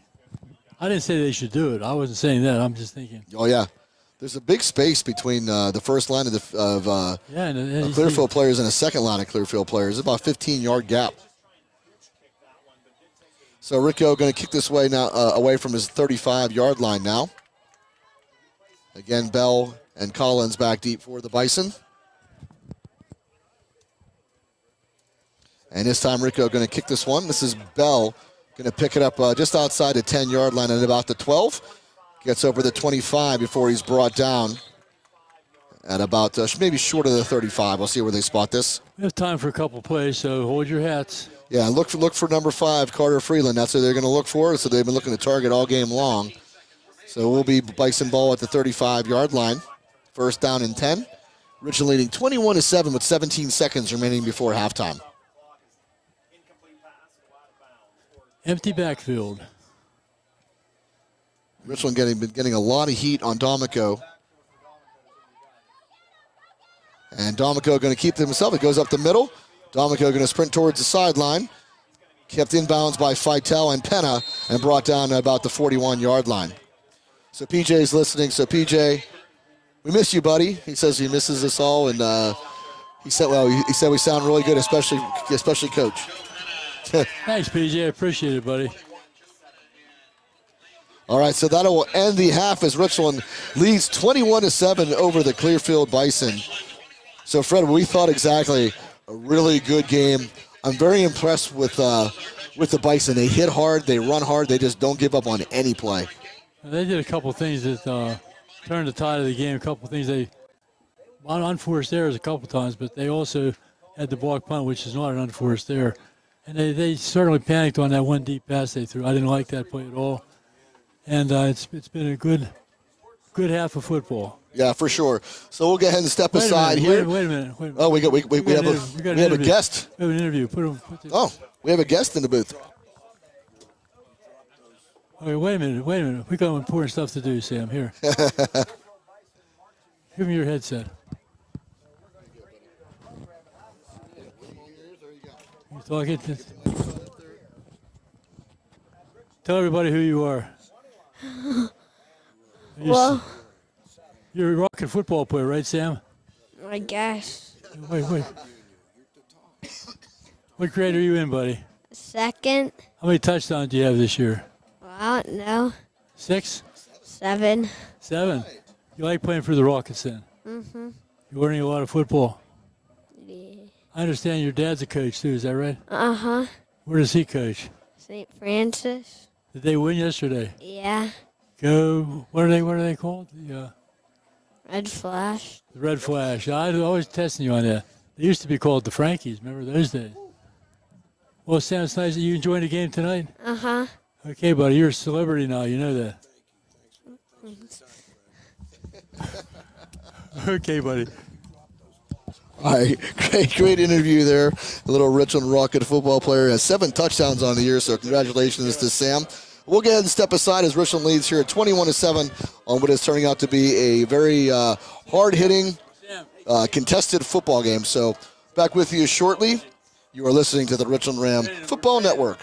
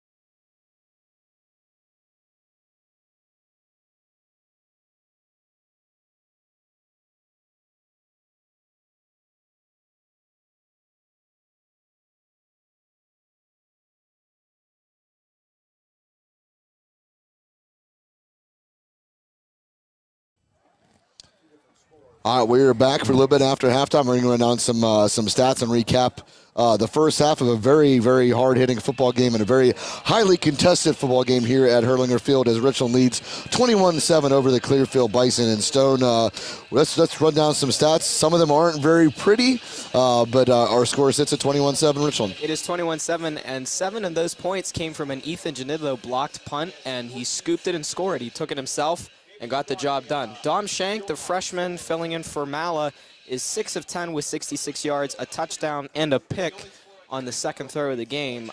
He's shown some bright spots with his legs, and he's made some nice throws. He had a 15-yard touchdown pass to Austin Yarnick late in the second quarter, showing some good signs, and you got to see more of that if you're Richland on offense.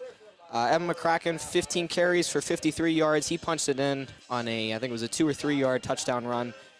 We haven't seen the explosive plays. Clearfield has done a really nice job on defense, stacking the box, not giving him much room to explode like we saw against Johnstown and Somerset in the last 2 weeks. And as we said, Austin Yarnick, he is our game's leading receiver, 4 catches, 54 yards, and a touchdown.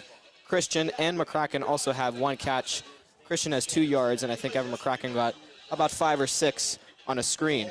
Clearfield, flags have really hurt them in this game. Now, they've only had 4 for 45, but they've come at untimely circumstances on offense and on defense. They had an unsportsmanlike, they had some holdings, and really that has been the difference. That's kind of been, an under the radar kind of thing that we haven't really talked about is the flags. They've really hurt Clearfield in this one. Yeah, Richland was struggling moving the football it took us forever to get our first down. On that drive, a couple of penalties by Clearfield keeps Richland moving the football forward, and pretty soon Richland able to find the end zone. So, yeah, Clearfield's going to have to clean that up a little bit. Richland so far doing an okay job of staying away from the penalties, which is what you want to continue into this half. Clearfield does get the football. Richland right now has the momentum. We'll see if that stays. I think Clearfield, they have to get back to running the football. They did a really nice job in their first 2 drives with Chamberlain, Collins, D'Amico, and Freeland getting in there, touching the football, getting in space, running the ball. That's how they had success. They had the 20-yard touchdown run after the interception, and then they had a gain of 10. But as you see, the numbers, they slowly start to taper off. After the 20-yard touchdown run, their longest one was for 10, and then 7, 3, 2, negative losses, But I think if they can get that running game back, complementary football, very important. D'Amico, he's made some good throws to Freeland. If they get that running game back, this could be a lot closer. Yeah, Richland doing a good job, though, in coverage, a couple of coverage sacks, but Richland also finding a way, really putting a lot of heat on D'Amico, making him very difficult to set his feet and find a receiver down the field, which, to tell you the truth, they're not open anyways. No, they're not. And he's had to throw a couple away. But like you said, I think the run game is very important to Clearfield. Also, I think the run game is going to be very important to Richland as they need to establish something. They have the lead 21-7 now. You want to keep chewing up time, keeping that ball on the ground. Got to figure a way to get Evan McCracken rolling here. This feels like a very Steelers-esque kind of game, where the defense is setting up the offense, with good field position and the offense, they haven't really had to do much to get 21 points. As we said, the defense does have 7 of those points. And to Richland's point on defense, they did a good job of adapting to Clearfield running the football. They stacked the box, and they did a really good job, stopping Chamberlain. Yep. All right, so we're going to get ready here to start the second half shortly. We're down to 37 seconds or so before the kickoff. And as Sponge alluded to, Fred, and as you said,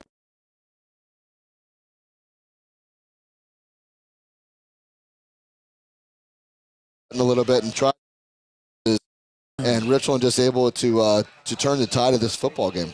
I made that comment about panicking, and I think that was a turning point in the game.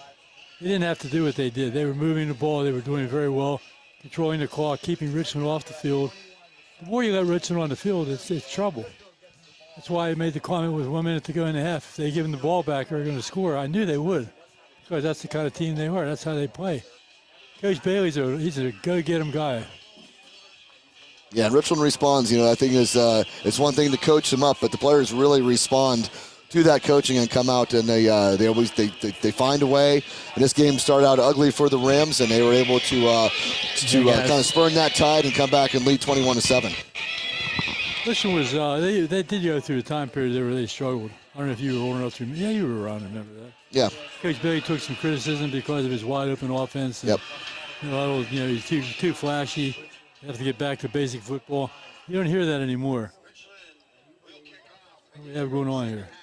We have it's the senior spotlight, I believe. Oh, okay. So, Sponge, you got the senior spotlight? Hey, Sponge. Yeah, I'm here, but I don't have it. Okay. So I think we have it up here. If you want to send it down, if you want to send it down to Sponge, you can certainly text it down to he Sponge. did earlier, but I must have erased. He said he blocked you, Stone.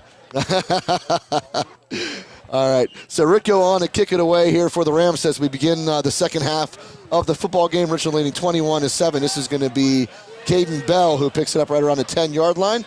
Turns it back up the middle, and he's brought down at about the, looks like maybe short of the 25 or right at the 25-yard line. Guys, it's a quick one. Ethan Choi is our senior spotlight. But the only questions he answered: favorite sport, football; favorite quote, were chips. We heard that from Preston Warner last week. And his favorite athlete is Preston Warner. There you go. That's all he gave us. All right. Well, he's a man of very few words there, Sponge. That's all. All right, first down and 10 for the for the Bison at the Richland 24-yard line. D'Amico goes back into the gun, and D'Amico will hand this one off to Collins off the right side. Collins tries to turn a corner and brought out of bounds there. Looks like by Luke Feitel and Jude McGarwa. 3-yard gain. So they'll call it a 3-yard gain, second down and 7 upcoming. Turned the corner, but there was some room there, but it closed up very, very quickly. Yeah, Richland doing a pretty good job lately, but Clearfield getting back to the run a little bit as they run on first down here. There's plenty of football to be played in this game. There's no need to panic at this point.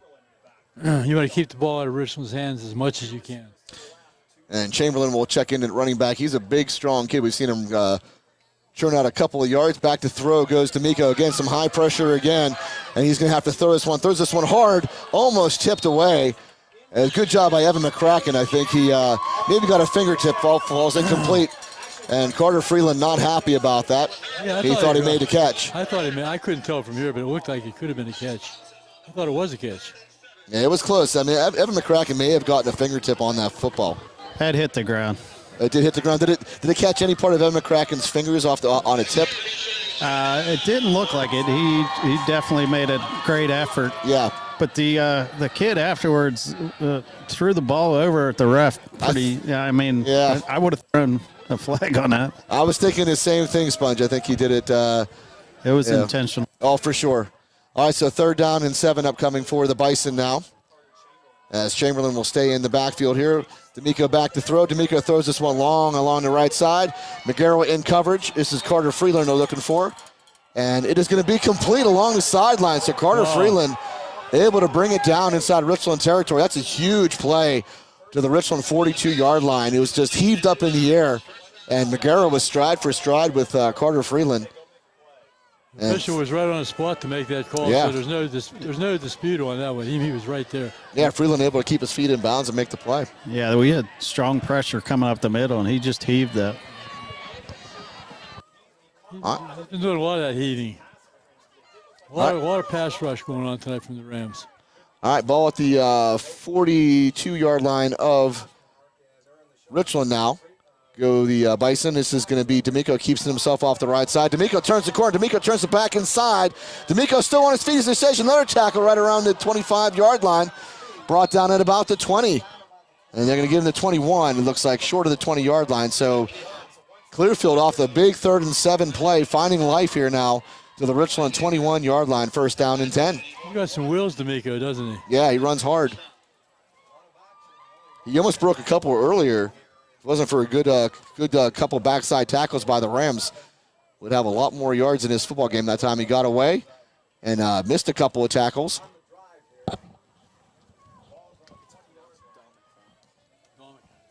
So first down and 10, Bison at the Richland 21-yard line. 10:40 here remaining in the third quarter.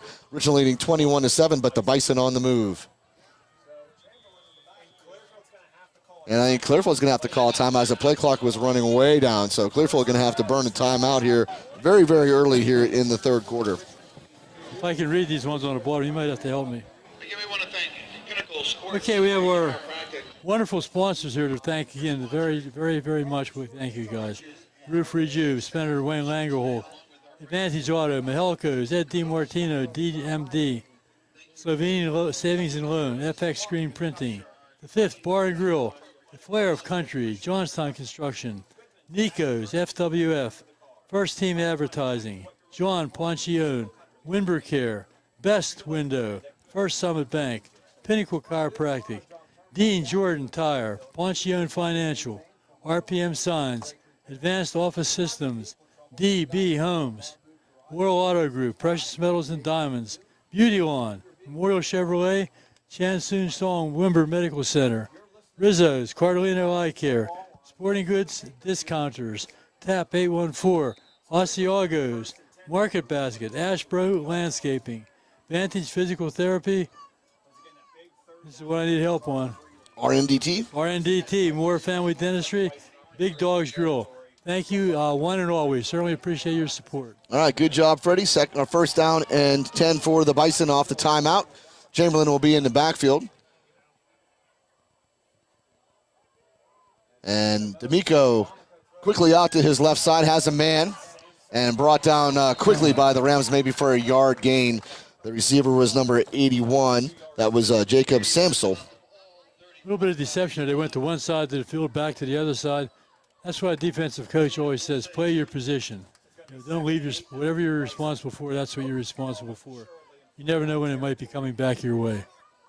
Short pickup of 2. They'll give him the 19-yard line, so second down and 8. Big completion of this game was on a 3rd and 7 earlier in this drive as D'Amico able to find Freeland in Richland territory, and this is going to be a flag on the play. Motion against them. Could be some motion on the Bison, and it is. So big 5-yard penalty.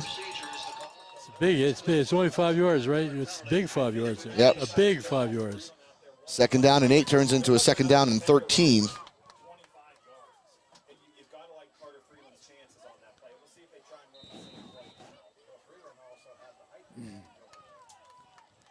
All right, so second down and 13 upcoming. As Carter Freeland here will line up on the left side against Jude McGarrett. That's been kind of the matchup all game long so far.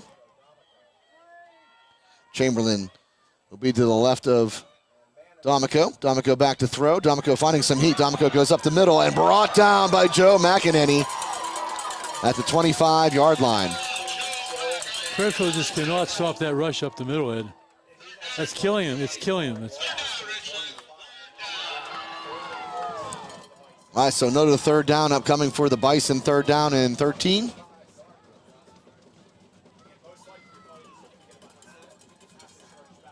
Definitely 4 down territory. So. All for sure. Chamberlain will check out of the game and go an empty backfield here for D'Amico.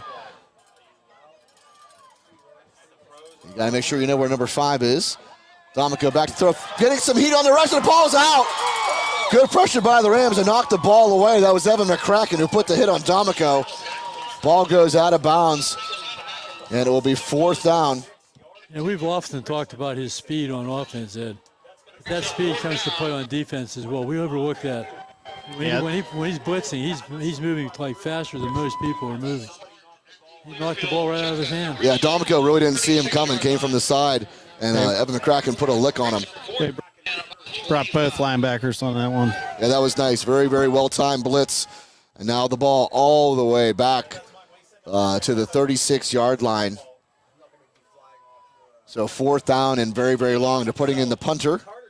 So Carter Chamberlain on to punt it away. They had this ball all the way down to the 19-yard line of the Rams, Freddie, and then a 5-yard procedure call, and then move backwards. People think it's only a small penalty, but those small penalties are very, very, very important. They got delay game again. Yeah, delay game. They're going to push it back another 5 yards. They were short a player, and he came running out. Okay, there you go. All right, so ball at the 41-yard line now of Richland as Clearfield's going to punt it away. It'll be, I think Evan McCracken is deep back for the Rams. Nah, that's Yarnick. Where's that Yarnick? Okay, Austin Yarnick back deep for the Rams. He might be a little bit too deep. Yeah, we see some short kicks here by Chamberlain. And this one, a nice high kick. This one's nice.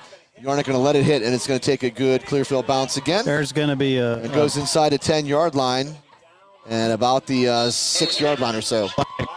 Is there a flag on the play? For a low block. They're going to catch a flag. There's a flag on the play here. Yeah, it's going to be a low block. Illegal block. Good punt by Chamberlain that time. Nice and high. Yeah, Yarnick did the right thing, though. Get away, let it hit. It's your football already. We've seen him earlier in the year make a mistake on that. Once they kick it, it's our ball. My guess is they're going to make Clearfield punt this again, but we'll see.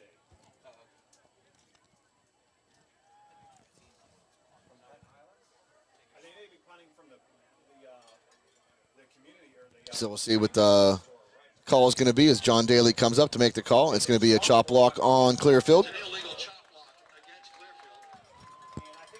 And I think Clearfield may have to punt this one away again. Well, they're killing themselves with penalties and mistakes. Yeah.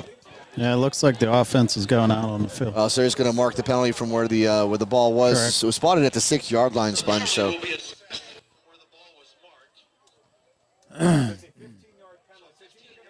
it's going to be spotted at probably about the 21-yard line or so is where this ball should end up being or so.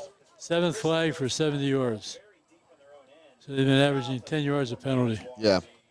So the ball will be spotted right about the 21.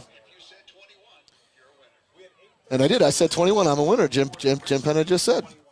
You win a 50-50. I know. He just said he just said we'll see where the ball is spotted. He said if you said 21, you're the winner. And I said 21. There you go. You better go collect Just your like playing prize. blackjack. You get 21. You go collect your prize, buddy. All right, first down and 10 Rams at their own 21-yard line, leading 21-7 here. Hand off to McCracken, who goes up the middle for maybe a yard. That's going to be about it for the 22. So, again, the line at Clearfield doing a very good job of getting penetration. And I heard you talking at halftime with Stone about running the ball more this half, use the clock. I think that's a very wise decision. You would have made a heck of a coach. Well, thanks, Coach. No, I'm serious. That's a great decision. Great call. Yeah, they're going to have to try to get something going here on the run as Clearfield really stacking that box and make it very, very difficult for the Rams to get any traction on the ground. Second down and 9 as they put man in motion here. Little slip out to McCracken on the pass, and McCracken catches this one right around the 29-yard line or so. I think they're spotted at the 28-yard line, so third down and about 3. So they're all going to be big plays now, but this is the first big play of the half. Can Clearfield get the ball back? Yeah, you want Richland. Richland, this is imperative for them to pick up first down as they bring in Luke Feitel. And I think... Now that was 90, Nate Pugh, I think. Well, they brought in Feitel as well. Nate Pugh also checked in. A lot of kids playing football for Richland. All right, it's third down and 3. Schenk keeps it himself. Schenk goes over, and he has the first down, I believe. He should right around the 31-yard line, first down. As they'll spot it at the 32, actually. So he needed 3 and got 4. Christian could run this ball the whole way down the field and score. That would be very discouraging for Clearfield. Oh, for sure. He got 6:57 and counting here in the third quarter. Richland leading 21-7. And I totally agree, Coach. This is a time for a long drive for the Rams, long sustained drive. It's demoralizing for the other team. All right, Schenk quickly out to Yarnick and throws it. I think he went a little fast. He was getting some pressure, Sponge, and just kind of had to get rid of that football. Yeah, he got it out too quick. Yarnick wasn't even ready for it. All right, so second down and 10. Once again, stick to the ground, buddy.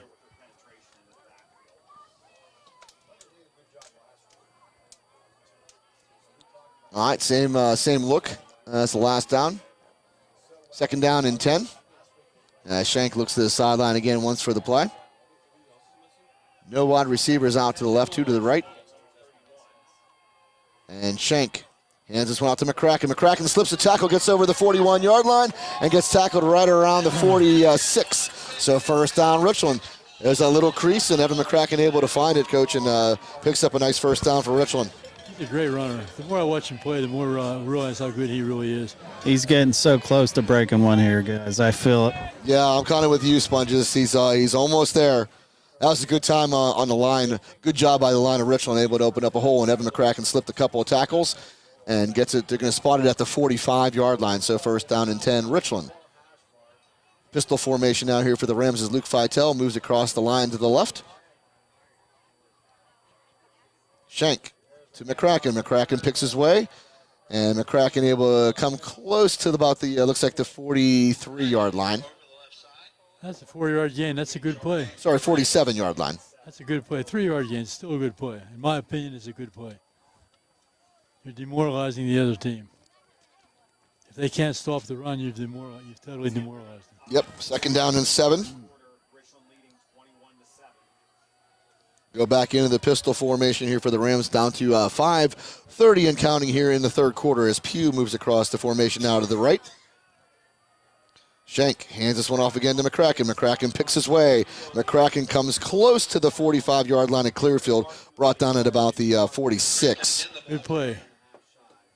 So maybe about a yard short of a first down here, Freddie. 5:10 left in the third quarter. Richland up 2 scores, 21-7. When you're constantly running the ball and picking up 3 and 4 yards at a clip, it's almost like a running clock. The clock never stops, really. Yeah, it just keeps moving. Keeps moving. Ed, I know how you feel about a running clock. Oh, I love those running clocks, I know. I'm with you. Shank going to keep it himself again, and Shank gets brought down, but not before he has the first down at about the, looks like the 43-yard line.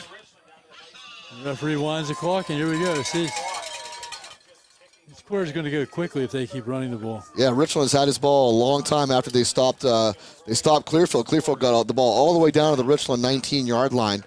And then Richland, after a procedure penalty on Clearfield, just kept pushing Clearfield back. They had a punt. Richland started his drive at their own 21, and now they have it at the 43-yard line. And Clearfield, quick pass out here. I think this is Luke Feitel. Luke Feitel able to push the man, and there's going to be a flag on the play. That might be on Luke Feitel. I'm not sure. It's going to be on Feitel. He got to about the 25-yard line, and it might be a dead ball foul on Luke Feitel as he gave a little forearm shiver to the Clearfield defender. No, he gave him a headbutt. Oh, he gave him a headbutt. Use your, okay. Helmet. Both two officials called it. Yeah, so not a smart play by Luke Feitel. Made a nice catch and got over the 30-yard line to about the 29, and that's a blow to the head. It's going to be a 15-yard penalty on Luke Feitel. So a very ill-advised penalty by Luke. Yeah, you want to keep the clock running. You want to score, have a long, consistent drive. That's not a place for that kind of activity. Now, I'm sure his dad will give him an earful when he gets to the sideline. Yeah. Well, we know his dad. If you want to put a shoulder into him, do that, but you can't lead with your head like that. Yep. Can you get tossed for doing something like that? I don't believe so. It was like during the play, so. All right, so it is a first down, Richland, but the ball comes all the way back to the 40-yard line. So down to 4:16 here in the third quarter. Luke Feitel will stay in the game and go across the left side of the formation here. Pistol formation. Shank hands off to McCracken. McCracken picks his way to maybe the 39-yard line. Maybe a yard gain at the most. Maybe probably like no gain. They'll stay at the 40-yard line. Second down upcoming.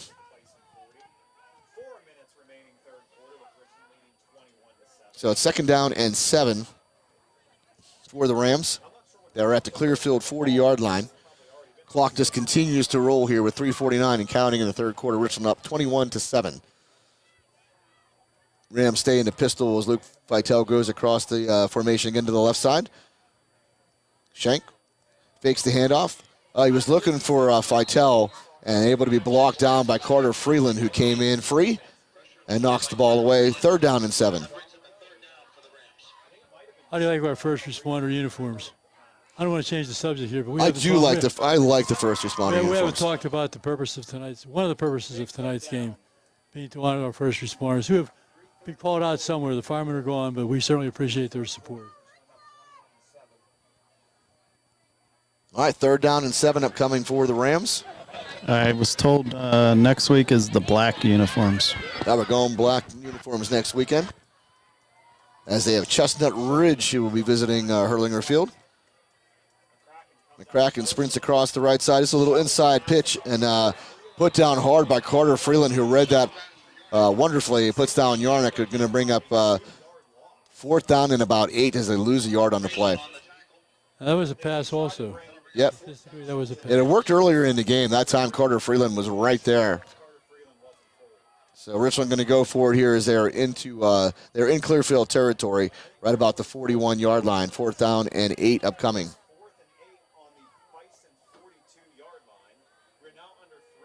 So Richland, the big penalty was Luke Feitel taking after a nice catch, going helmet to helmet on one of the players at Clearfield, pushed this ball back. And unfortunately, Richland has not moved the football very well since then. So 4th down and 8 as Richland may take a delay. They will. Richland will take a delay game. They're going to probably punt this one away. Kind of surprised at that, Coach. I don't know if they're going to punt it or not. I think you already put Evan McCracken out there to punt right now. There he goes. Yeah, well, as soon as you take the 5-yard penalty for a delay game, that's what they were trying to do. That's so unlike Coach Bailey. That's why I find it hard to believe, but it's true. Yeah. Richland able to chew some clock up, but not able to come away with points. 2:37 remaining here in the third quarter. Evan McCracken on to punt it away. I heard the newspaper guys from the Clearfield area, the radio guys from the Clearfield area, during halftime talking about the possibility of a rematch. All right, Colton Ryan deep for the Bison. Great punt again. That was a great punt. I'm not sure what the flag's going to be on here. They threw a flag. I don't know if Ethan Janidlo got too close. It's interference on us. That's my opinion. That's what I'm thinking they're going to call. Yeah, Ethan Janidlo was running down. Fair catch was called by Ryan. He made the catch clean, but the flag came out right there, and they're going to pick that up, I think. Yeah, they're just going to pick it up. He was a little too close, I thought. Yeah, that's what they were thinking. He was too close. Didn't give him a chance to catch the ball, but he did catch the ball. What are you going to call? Right. All right, so 1st down and 10. Clearfield able to hold Richland off the board there after a long drive from Rams. They started at their own 21-yard line, got all the way down to the Clearfield 40, and had to punt it away. So Clearfield starts this drive at their own 10-yard line. Handoff is Chamberlain, and Chamberlain brought down by a couple of Rams players. He's got to about the 15 or so. So about a 5-yard gain. Stayed in bounds, keep the clock running. Yeah, clock's running at 2:10 now. Here in the third quarter, Richland up 21-7. This is every bit of game that we thought it would be, Coach. A very highly contested game and a very hard-hitting game. Two good football teams, well-coached teams. Hey, Fred, West Shamokin 20, Homer Center 17. So they're in a ball game. Okay, they're in a ball game there. Well, we'll see how it ends up. All right, 2nd down and 5. D'Amico keeps it himself, tries to go up the middle, able to shed a tackler, but then it goes for no gain. And actually may have lost a yard back to the 14. Bring up 3rd down. Looked like there was a hole there for a second, didn't it? Yeah, it did. But it closed up real quick. Richland able to do a good job. Not sure who made that tackle. Piscatella and Feitel. There you go, Declan Piscatello and Luke Feitel make the stop and bring up 3rd down and about 5. Clearfield has to get to the 21-yard line. So maybe you call it 7. Because looks like the ball's at the 14-yard line. Back to throw goes D'Amico. D'Amico throws it out to the right side, and it will fall incomplete. It was Cody Yeager in coverage. Grandma and Grandpa are very proud of it. It's our neighbors, or his grandparents. They're very proud of Cody. Cody's had a really good season, yep. Yeah, they should be proud of him. All right, so Chamberlain on to punt it away. Good stop on downs by the Rams. And Chamberlain has his 1 foot in the end zone here, right on the line. Yarnick back deep for the Rams. And Chamberlain gets this one. This is a very high, short punt. And we'll take a good Clearfield bounce again, though. It was not a good punt at all, and it takes a good bounce, but it still stays in Clearfield territory. Rams just have this one in excellent field position, almost better than where they had a punt when they had to give it away at the 38-yard line now of Clearfield. About 5 or 6 runs getting in the end zone. Let's put the passing game aside right now. I would still look to, I mean, if you can find that matchup, I'm not sure where Cody Bell is, but It hasn't been there all night, though, has it? as they're going to put Domico is going to be matched up here against Arnold McGarrow here on the far right side. Guys, you'd think a score on this drive could put it away. Yeah, for sure. We're down to 41 seconds here in the third quarter. Rams up 21-7. Shank going to throw to McGarrow on a slant is McGarrow. McGarrow inside the 10-yard line. They're going to spot it at the 10, so good slant play there to McGarrow. And the Rams have it first and goal. You called that, didn't you? You said look at McGaw line up with Domico. Yeah, he was lined up against Domico. They're going quick. All right, so first down and goal, Rams at the 10-yard line. Shank goes into the gun. Shank hands it to McCracken. McCracken able to pick his way to inside the 5 to about the 4-yard line. So second down and goal from the 4.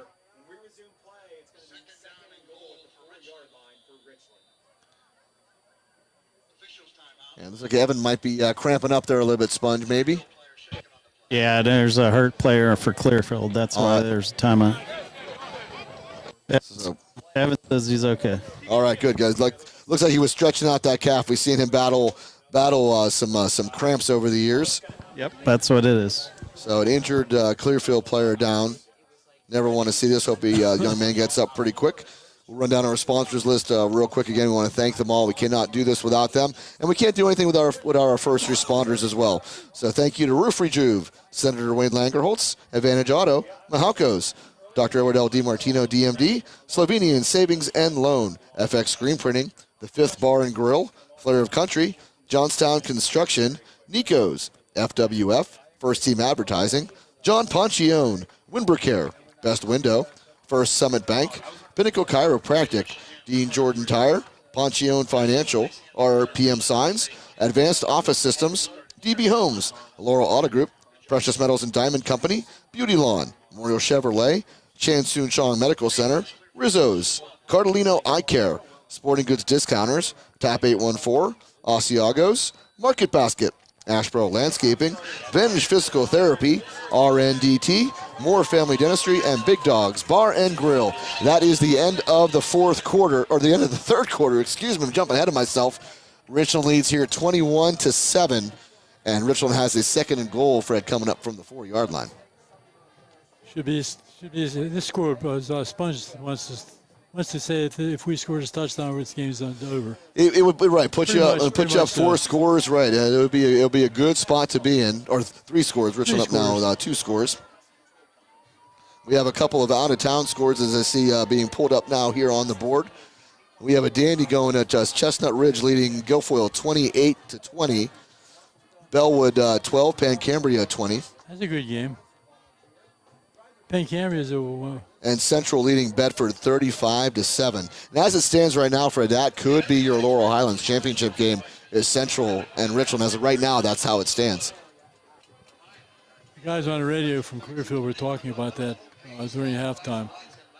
I was eavesdropping, and they were talking about there's a chance that Clearfield might still be able to get in the final. I'm not quite sure how that would work out. Yeah. They were talking about a rematch with Richland. Yeah. I'm just admiring his Met hat. I've admired his Met hat all day long. I should have worn my Met hat now. I feel bad. I would have worn it. He's not listening. I was wondering. I couldn't tell what it was. It's the New York Mets. Yep. Over there. I was looking at this hat. All right, so here we go. Second down and goal for the Rams at the Clearfield 4-yard line. Just underway here in the fourth quarter. Richland leading 21-7. This has been a dandy of a football game. As we're going empty backfield here for Shank. And Shank going to keep it himself. Shank will go into the end zone for a Richland Ram touchdown. Just what the Rams and Dom Shank needed. Good for him. It almost, remember when you said it earlier, when Grayson Malla scored his first touchdown, and you said that it should change his whole demeanor. Right. And now we see Dom Shank go in for his first touchdown. Dom's going to realize, hey, I'm the quarterback. I got to lead this team, and he's going to get better every week. Great blocking up front, too, Sponge, by the Richland Rams line. I think we're wearing them down now. All right, so Rick go on to attempt the extra point. Good snap, good hold, kick is up, and the kick is good.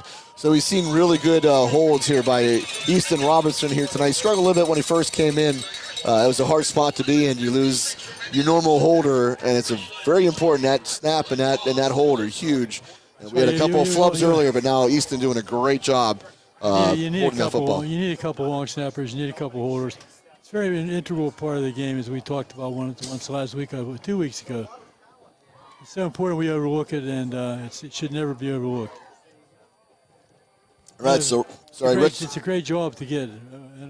NFL long snapper, one of the best jobs in the country. It's a great job, absolutely. Nobody's allowed to hit you. Yeah. There's always that room where they'll have to leave them alone. Yeah, it's a great job. It's almost like in baseball. What do you think the best job in baseball is? I mean, as a player on the roster, what will be your guess? Designated hitter? Long reliever. You have no pressure on you. You're there really just to eat innings. I don't care if you get shelled. You're just there to go in and chew up innings, and you don't have to have anywhere. You could stink, and it wouldn't matter. You're just there to eat innings. Just be a long reliever. There's a little bit of personal pride there. Well, I'm sure it is, but still, it's one of the best jobs in baseball. Designated hitter, that would be tough because there's pressure on you all the time. Well, you have to hit. Yeah, you have to hit or you get fired. Absolutely. I mean, that's your job is to go. If you don't hit as a designated hitter, then really you're just designated out. Hey, Ed, who do you like in the baseball to win it all? You know what? Phillies are looking strong. I am not a Phillies fan at all. I'm not sure. I think I have to see a little bit more before I can make a call on that. I just don't believe enough in the Phillies. All right, Rick go on to kick it away, and ball fielded at about the 10-yard, put down on the turf, but able to be picked up by Bell. He takes a shot as he got to the 25. No, that is Collins. Took a shot as he got around 25. Or that was Bell. He took a mean hit there, Sponge, at the 25. That was Blau, I believe, 63. Wow, Austin Blau just laying a hammer down. Been a lot of good hitting down there tonight. Phillies play the Diamondbacks next. Yeah, Phillies. I mean, we're gonna see. I'm just not a big believer in the Philadelphia Phillies. Not a fan of them. I hope they don't win it all, but right now they are carrying a lot of momentum. It's hockey season anyhow. Who cares? It is hockey season. That's right. All right, D'Amico sprints out to his left, throws, and will fall incomplete. Had a man on the sideline, and not held on to by number 81. That was Jacob Samsel. So second down and 10, and now it is time for Clearfield to really. Now they got to pull out anything they can, Freddie. Right. They have to stay in. They have to go out of bounds as often as they have to kill the clock as much as they can. Just the way Richland wants to use up time, they want to save. They want to score, but save time. Hey, after that last score, Evan McCracken came over to me. He said they're a good team. They're hitting. Oh yeah, yeah. I mean, I'm sure you can hear it down there. All right, D'Amico throws this one over. It has Samsel this time. As Samsel came across the formation into the middle of the field and brought down at about the 35. Should be a first down for Clearfield, and it is. So McGarrow takes him down.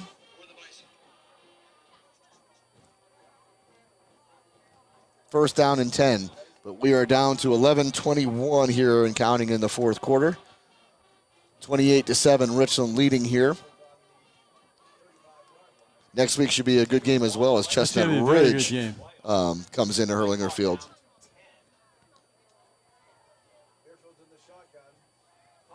All right, D'Amico back to throw again. There's going to be a flag on the play. Maybe a little motion here I think it was on the white team. Yeah, a little motion on Clearfield. Getting a little bit sloppy now. Getting tired. Game's over. I want my hoagie. Sometimes you get to that point in the game. All right, it's first down and 15 now here for the Bison.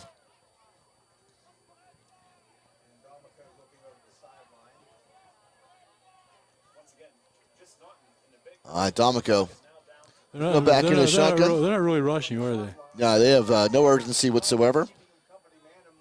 Ryan goes in motion. D'Amico took a big hit as he delivered that football, fall incomplete. Big shot put on by Joe McEnany.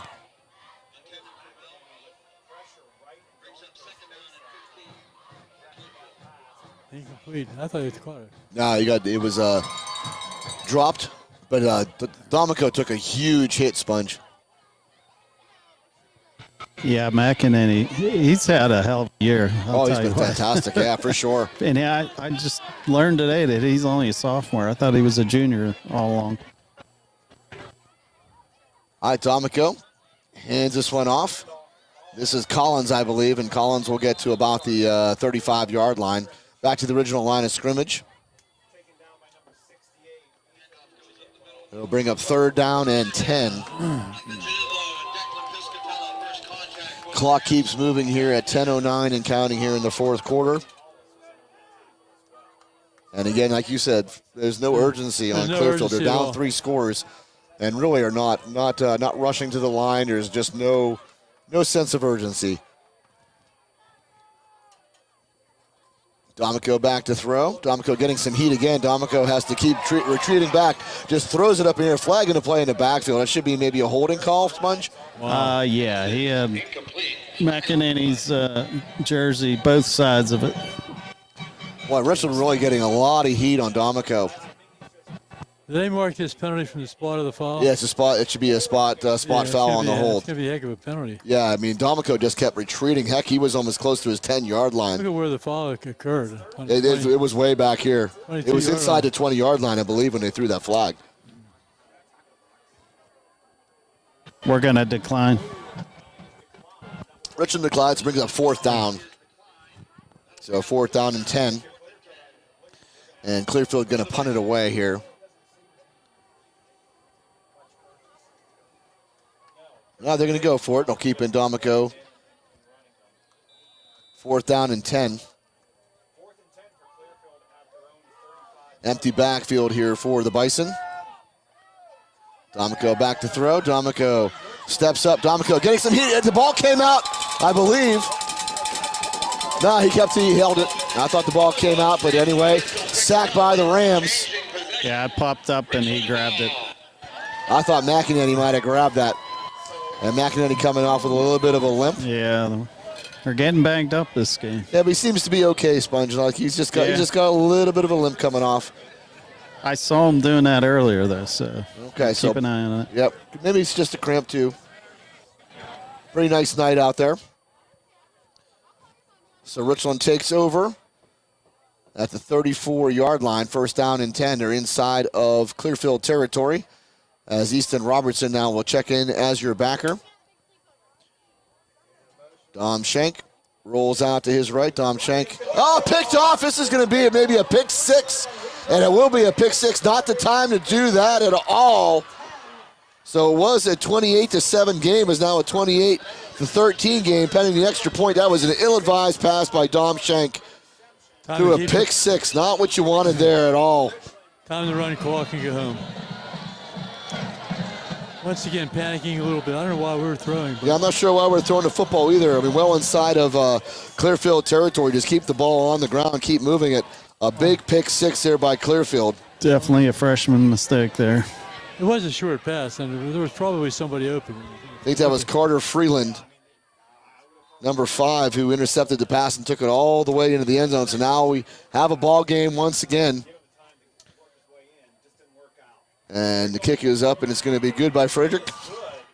Or Dietrich puts it in. Too early for an onside kick, isn't it? Still got plenty of time left in the game now, 9:24.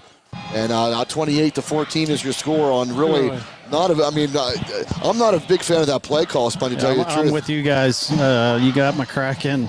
You got a horse. Use them. Yeah, I was really, really shocked. Well, to even put the ball in the air at all. and he threw it right into the hands of Freeland. And I'm thinking it's too early for an onside kick.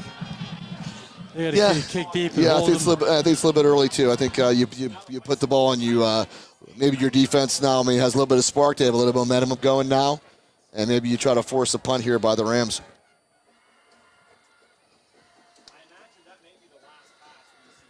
So what we thought was probably pretty much the end of the game there, Sponge, turns into now grab a hold of your seats because here we go.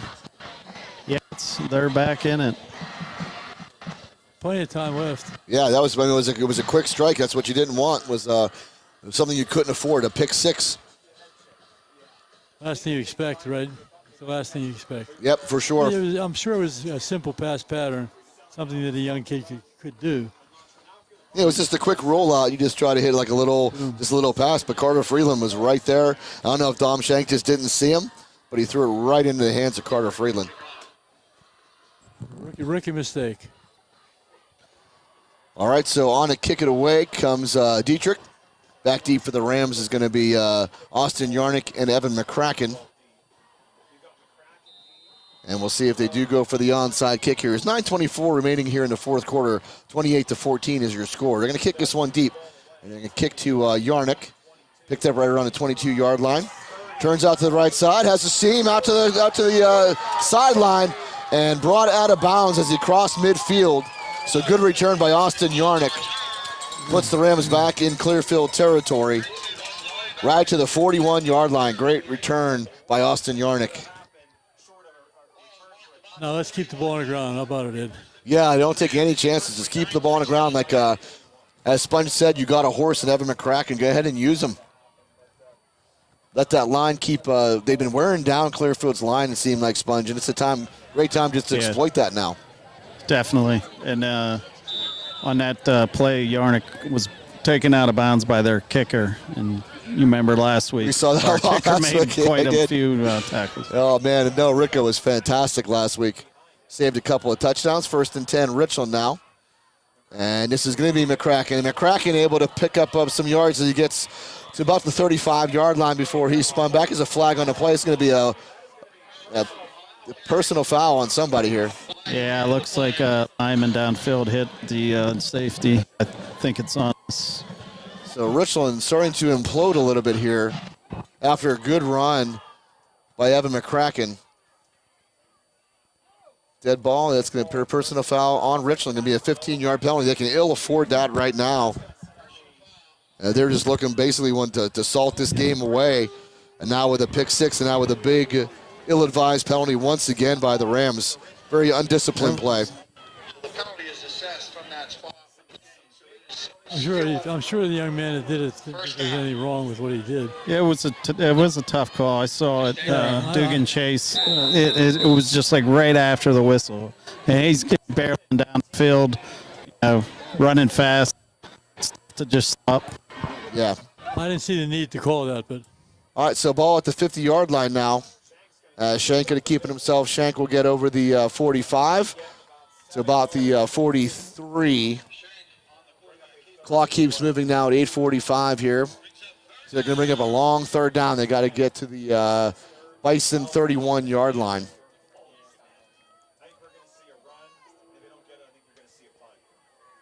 So big third down here for the Rams. Third down and 11. I think you're going to see a pass and another pass. Well, it's definitely not going to be fourth down territory here for the Rams. I think they're just going to. They don't want them. You can't make another mistake here. Empty backfield here for Shank as they put McCracken in motion. Fake to McCracken, and Shank is just going to be brought down. Well, they were waiting for that one. Yeah, they're waiting for that. And Richland probably going to be forced to punt here as the ball is spotted now at the 45-yard line of Clearfield. So Richland going to have to play some defense here with 7:55 and counting here in the fourth quarter. Richland still up 2 scores, 28-14. But a couple of mistakes by the Rams put the Bison right back in his football game. Clearfield certainly does not think this game's over. They're coming to play right now. Well, they've come to play hard, and they played hard all game long. And it's like Ryan back deep for the Bison. Somebody forgot their assignment. McCracken back to punt. Low snap off the turf. Then McCracken's knee was down. So again, a huge mistake by the Rams. They're just really just starting to implode here, Sponge. It was a low snap, and McCracken went down to his knee to pick it up. That was a tough call there, too.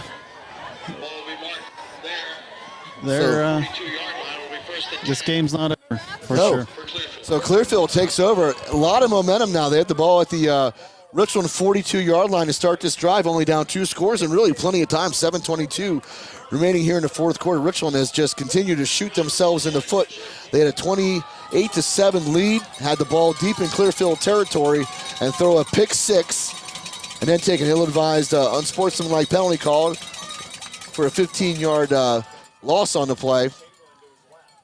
And now a low snap and knee down, and Clearfield takes over. And passes dropped will be incomplete. They had a little short pass out to number 81, Jacob Samsel, who went to turn the ball upfield and just forgot the football. That's a good thing he dropped it. They had that set up pretty well. They did. He was just looking to run, Sponge, before he had the ball. A little screen pass out here. Yep. Right. All right, 2nd down and 10. D'Amico back into the gun. D'Amico back to throw. D'Amico looking out to the left side and looking deep. And that is going to be, I believe, there's a flag on the play. I think they're going to call pass interference maybe on Jude McGarwa. Everything's going the other way now, buddy. Yeah, this is not good for the Rams. They have Let really this be a lesson. just a lot of mistakes. That's got to be a lesson in life. You know, it's never ever till it's ever. It's we were guilty as they were. If they thought the game was over, so did we. Yep. I mean, I'm up here talking about eating hoagies. And all of a sudden now we're. Well, that's certainly what it looked like at that point. Yeah. And then you have a pick six, and everything just turned. So it's going to be a pass interference on the Rams on Jude McGarwa, 15-yard penalty. Pass interference against Richland. It's going to be a first down for the Bison now. So it's just a 15-yard penalty. It's not a spot foul. So this places the ball, though, deeper into Ram territory. Looks like right around the 27-yard line. First down and 10. Clock is at 7:09 here in the fourth quarter. Richland leading 28-14, but Clearfield obviously has a lot of momentum and are on the move here. As D'Amico will go back into the shotgun. D'Amico is going to keep it himself. D'Amico sprints out to the sideline. He still is on his feet along the sideline and gets further. First down for the Bison to about the 12-yard line. First down and 10. Good hard run by D'Amico. You know, several times they've just thrown that ball up looking for a penalty, I think. Yeah, I agree.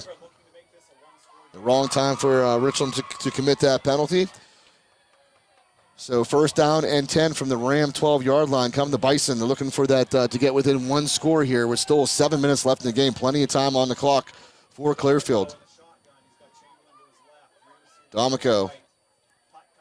And just went off to Chamberlain. Chamberlain hit it immediately and brought down, I think, for a loss on the play back to the 15-yard line. Brody Hollis. So Brody Hollis inserting himself here. Now is a big play. Second down and 15. Or second down and about 13, excuse me. They can get to the 2-yard line for a first down.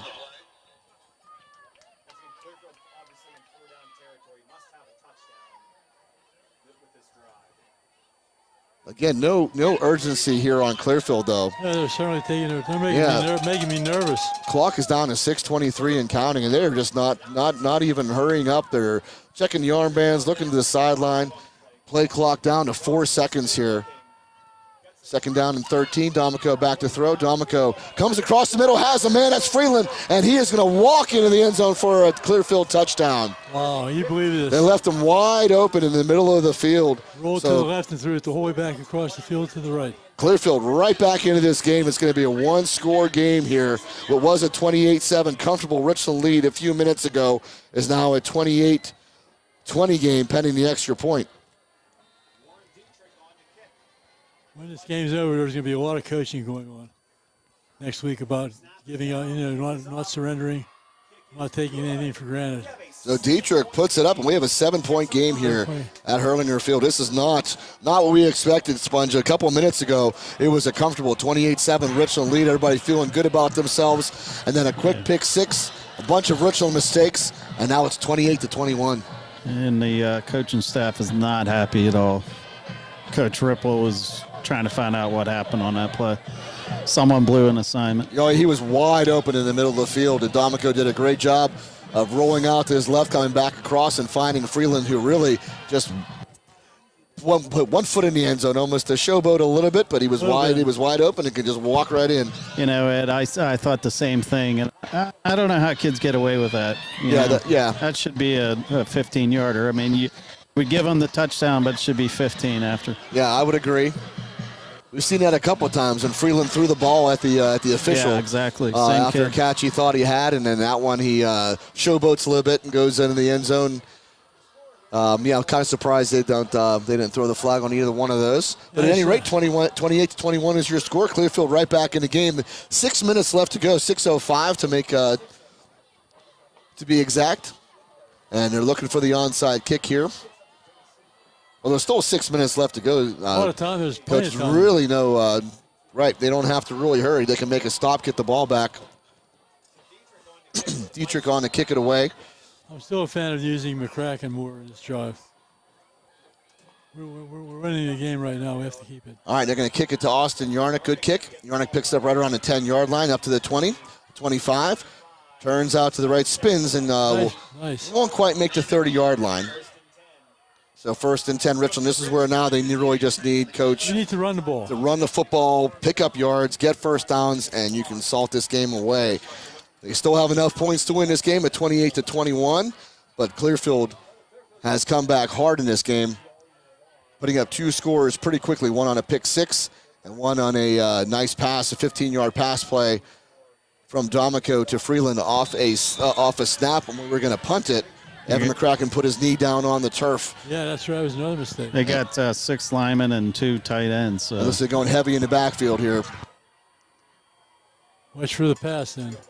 1st down and 10.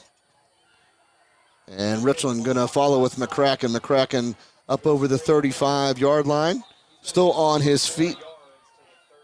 Sorry, over the 30-yard line to about the 31.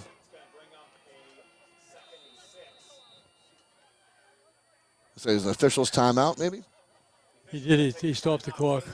There was a player down, but he jumped back up. I think he has to go out because they called stop the clock for him. All right, so 2nd down upcoming. Looks like 2nd down, maybe about 6. 4 yards for McCracken on that run. Clock now turning down to 5:37 and counting here. Now they're going to stop the clock again.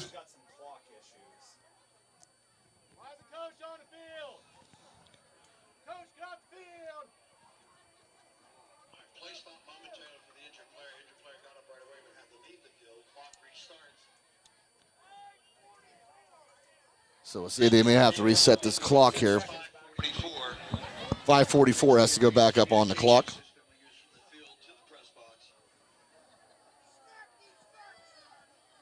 Fans getting a little restless here. Yeah. I like that. Our fans are very emotional. They're into the game. All right, 5:44 now put back on the clock here. 2nd down and about 6 for the Rams.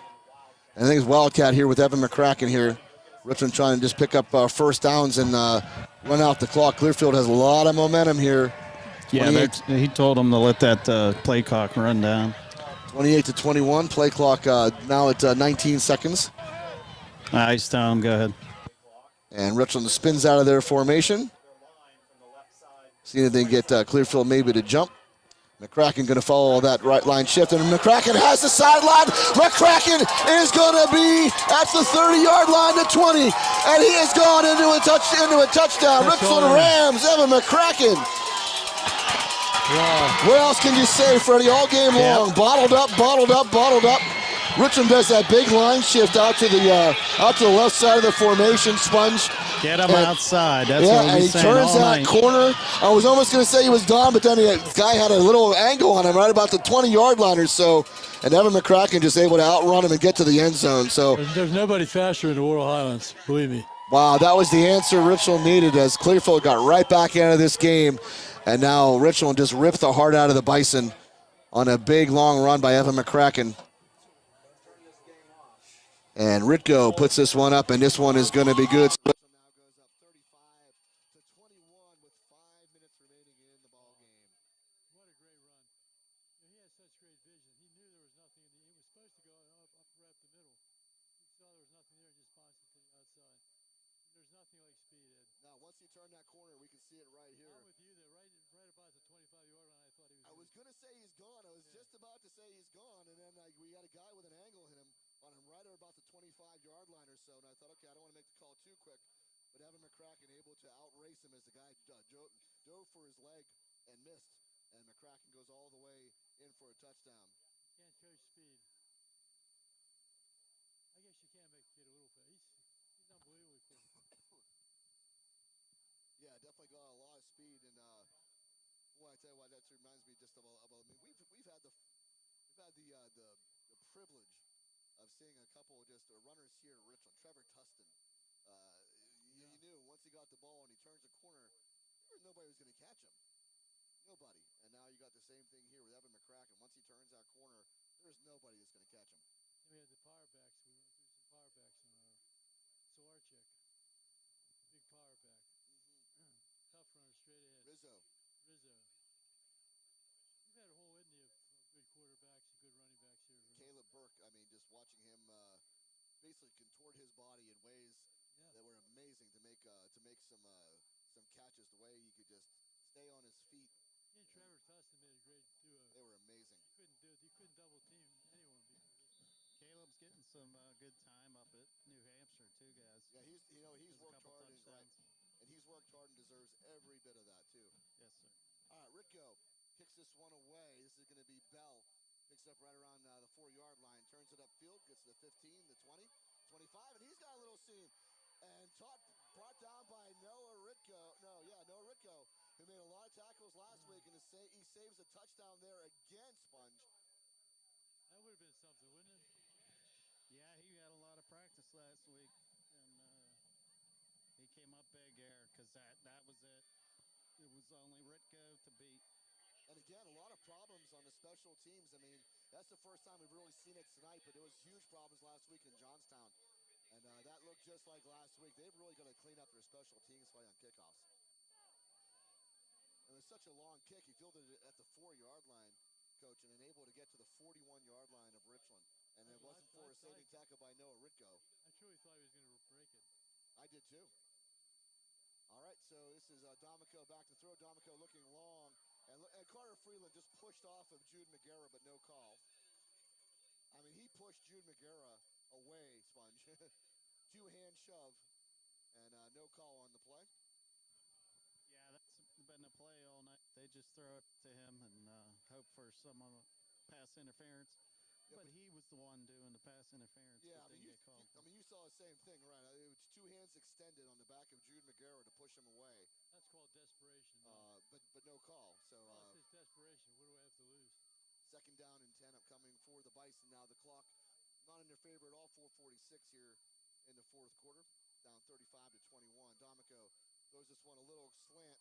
Was looking for Freeland. Will fall incomplete.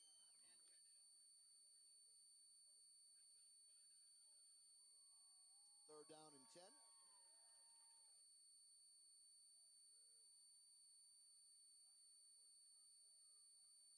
Still no sense of it. Well, the clock is stopped right now, so it doesn't matter. But still, they haven't. They haven't really. No, they really haven't rushed up to the line. Even when they were down 28-7, there was no rush to the line, no hurry to do anything. But they got themselves right back in this game. You can't criticize what happened. For sure. And Carter Freeland has played a big part in that. He had a pick six, and he had a touchdown reception for 15 yards. Put the Bison within one score, but Evan McCracken able to turn a long run into a Richland touchdown. D'Amico chased out again. D'Amico heaves it. Has a man in the middle of the field. It is caught and brought down quickly, though. But in Richland territory, that was Bell. Brought down by Austin Yarnick. Now you're telling him to hurry up, hurry up, hurry up, hurry up, hurry up. Let's go.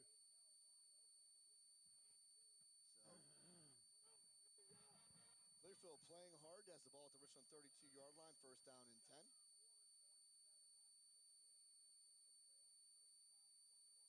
D'Amico looks like he just threw that one up again, like he's just heaving it to a spot. He was running for his life, just threw it up, and somehow someone was open. He was wide open too, Sponge, yeah. Good tackle made by Austin Yarnick immediately, though. D'Amico flushed out again. D'Amico running again. D'Amico just throws this one. He's going to throw this one away. There was no receiver in sight out there, by the way. They're going to say he's outside the tackle box. I'm not sure about that. He looked like he was a straight drop back, but. He's been under duress all night. They've been coming after him, absolutely. They're sending different blitzes every time. I'm watching the blitzers here, the linebackers. Different one goes every time. All right, second down and 10. Again, Richland now leading here 35-21. Has been a very entertaining football game, which we knew it would be. Clearfield able to get back in this football game late in the fourth quarter, made it a one-score game at 28-21. Evan McCracken puts Richland back up with a long touchdown run. And D'Amico throwing this out to Freeland on the left side. Freeland able to shake a tackle. Freeland bounces off another tackle and pushes himself all the way to the Richland 16-yard line. First down and 10 for the Bison. Takes a lot of courage to throw that pass. You see how far across the field that ball went. Wow. Clock down to 3:44 and counting here.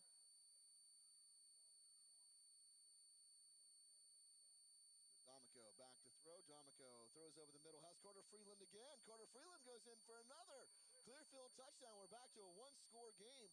Plenty of time left on the clock with 3:31. A shootout. We talked about the possibility of a shootout, didn't we?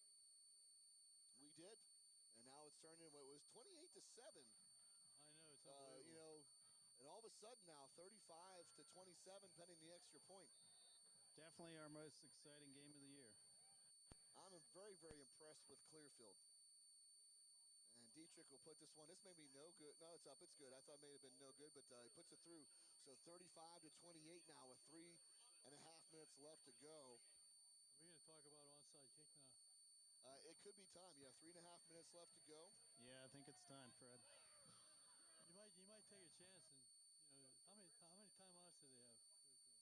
That's a good question. I think they called one very early in this half. They've got two. We got three. Yeah, they have 2 timeouts. We have 3. Yep.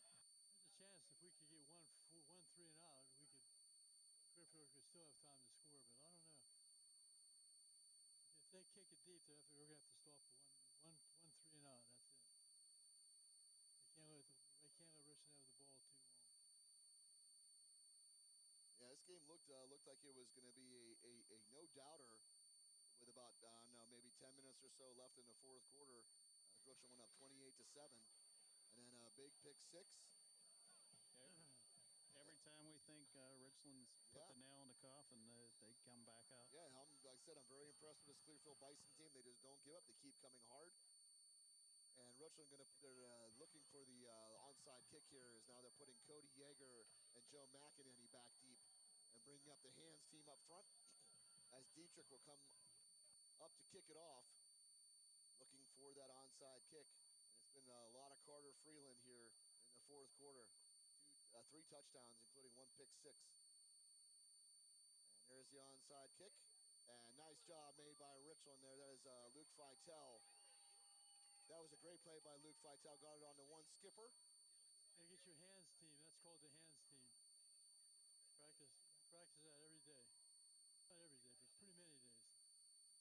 You got to do it all the time. Yep. You have to be ready to do it. All right, so it looks like the ball is going to be spotted at the 49-yard line of Richland. They'll take over first and 10. They lead here 35-28 with 3:29 remaining in the ball game, and what has been turned out to be an unbelievable ball game at this point now.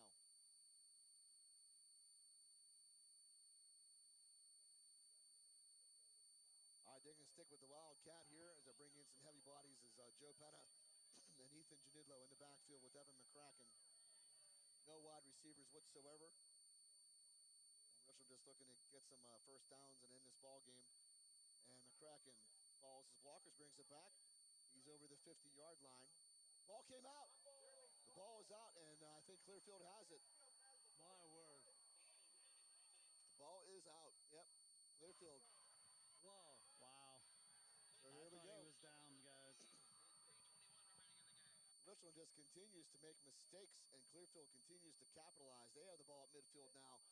3:21 remaining here at Herlinger Field. Richland up by 1 score.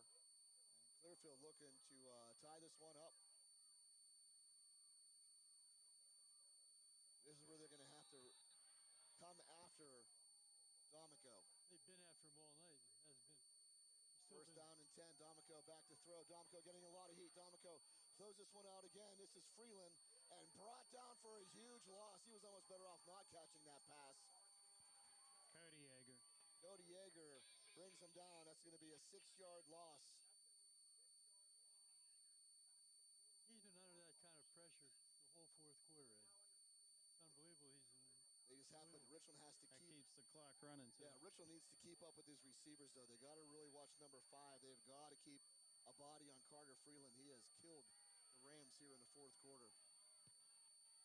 D'Amico under heat again. D'Amico going to go down for another sack. Evan McCracken. Evan McCracken brings him down. Clock just continues to roll down to 2:34 and counting. Great desire on our defensive part there. It's like 3rd down and 16 they have up on the board. Still 2 timeouts for the Bison. Now they put Chamberlain in the backfield now here to try to protect D'Amico. D'Amico back to throw. D'Amico throws this one long. This will be fall incomplete. That's going to be great coverage by the Rams. They had 2 McGarris out there in coverage on Freeland. That will stop the clock and bring up 4th down and 16. I think they were looking for try to get a pass interference on Yeah, that. they're looking for Carter Freeland. Been doing it all night as absolutely Sponge. That one was more on a line, though. The other ones he threw out, he just threw up in the air like a high ball, hoping for that pass interference. That one was more like a bullet. A 4th down and 18. They're going to call it coming up for the Bison. This is your ball game right now. 4th down and 18. I'll give it to the Richland fans. They're loud right now. They haven't been all night. So D'Amico back into the gun. D'Amico back to throw. D'Amico getting a lot of heat, and he has to throw it away. And Richland puts Clearfield out on downs. I'm not sure if D'Amico's hurt. That's grounding. It should be intentional grounding. Yeah, D'Amico, I'm not sure if he's hurt, if he's just upset with himself. He's upset. But the flag came out That's gonna be a loss really of late. downs. Yeah. How does our rush get in there so fast? They just blew up the line. Lots of Holy heavy cow. pressure. There's intentional grounding. Lost it down. Lost it Richland down. takes over, and that should end it with 2 minutes left to go here in the fourth quarter, which turned out to be an exciting fourth quarter. We've learned a valuable lesson. The old expression, it ain't over till it's over. It's true. We all said it was over. 28-7, yeah. I mean, Richland had the football in Clearfield territory. Right, you thought, okay, we'll just salt this one away, and it turns into a pick 6 for Freeland. And then it turned into the Carter Freeland show. 2 more touchdowns in the air for him.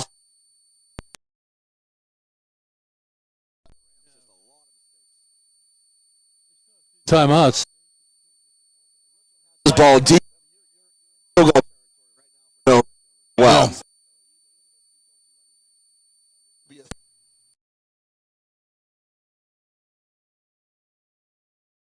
I'm going to pull Steelers and down the ball twice, and there'll be timeouts, and run it away. All right, so it looks like Dom Shank back in, the quarterback here. 1st down and 10. Hand off to McCracken. And McCracken goes up the middle for a couple of yards. As the clock just continues to roll, Clearfield still not calling a timeout. They still have 2 timeouts. After this play, I'm just thinking they will. Yeah, Luke Feitel coming out with that shoulder has been giving him, plaguing him for basically his whole entire career here at Richland.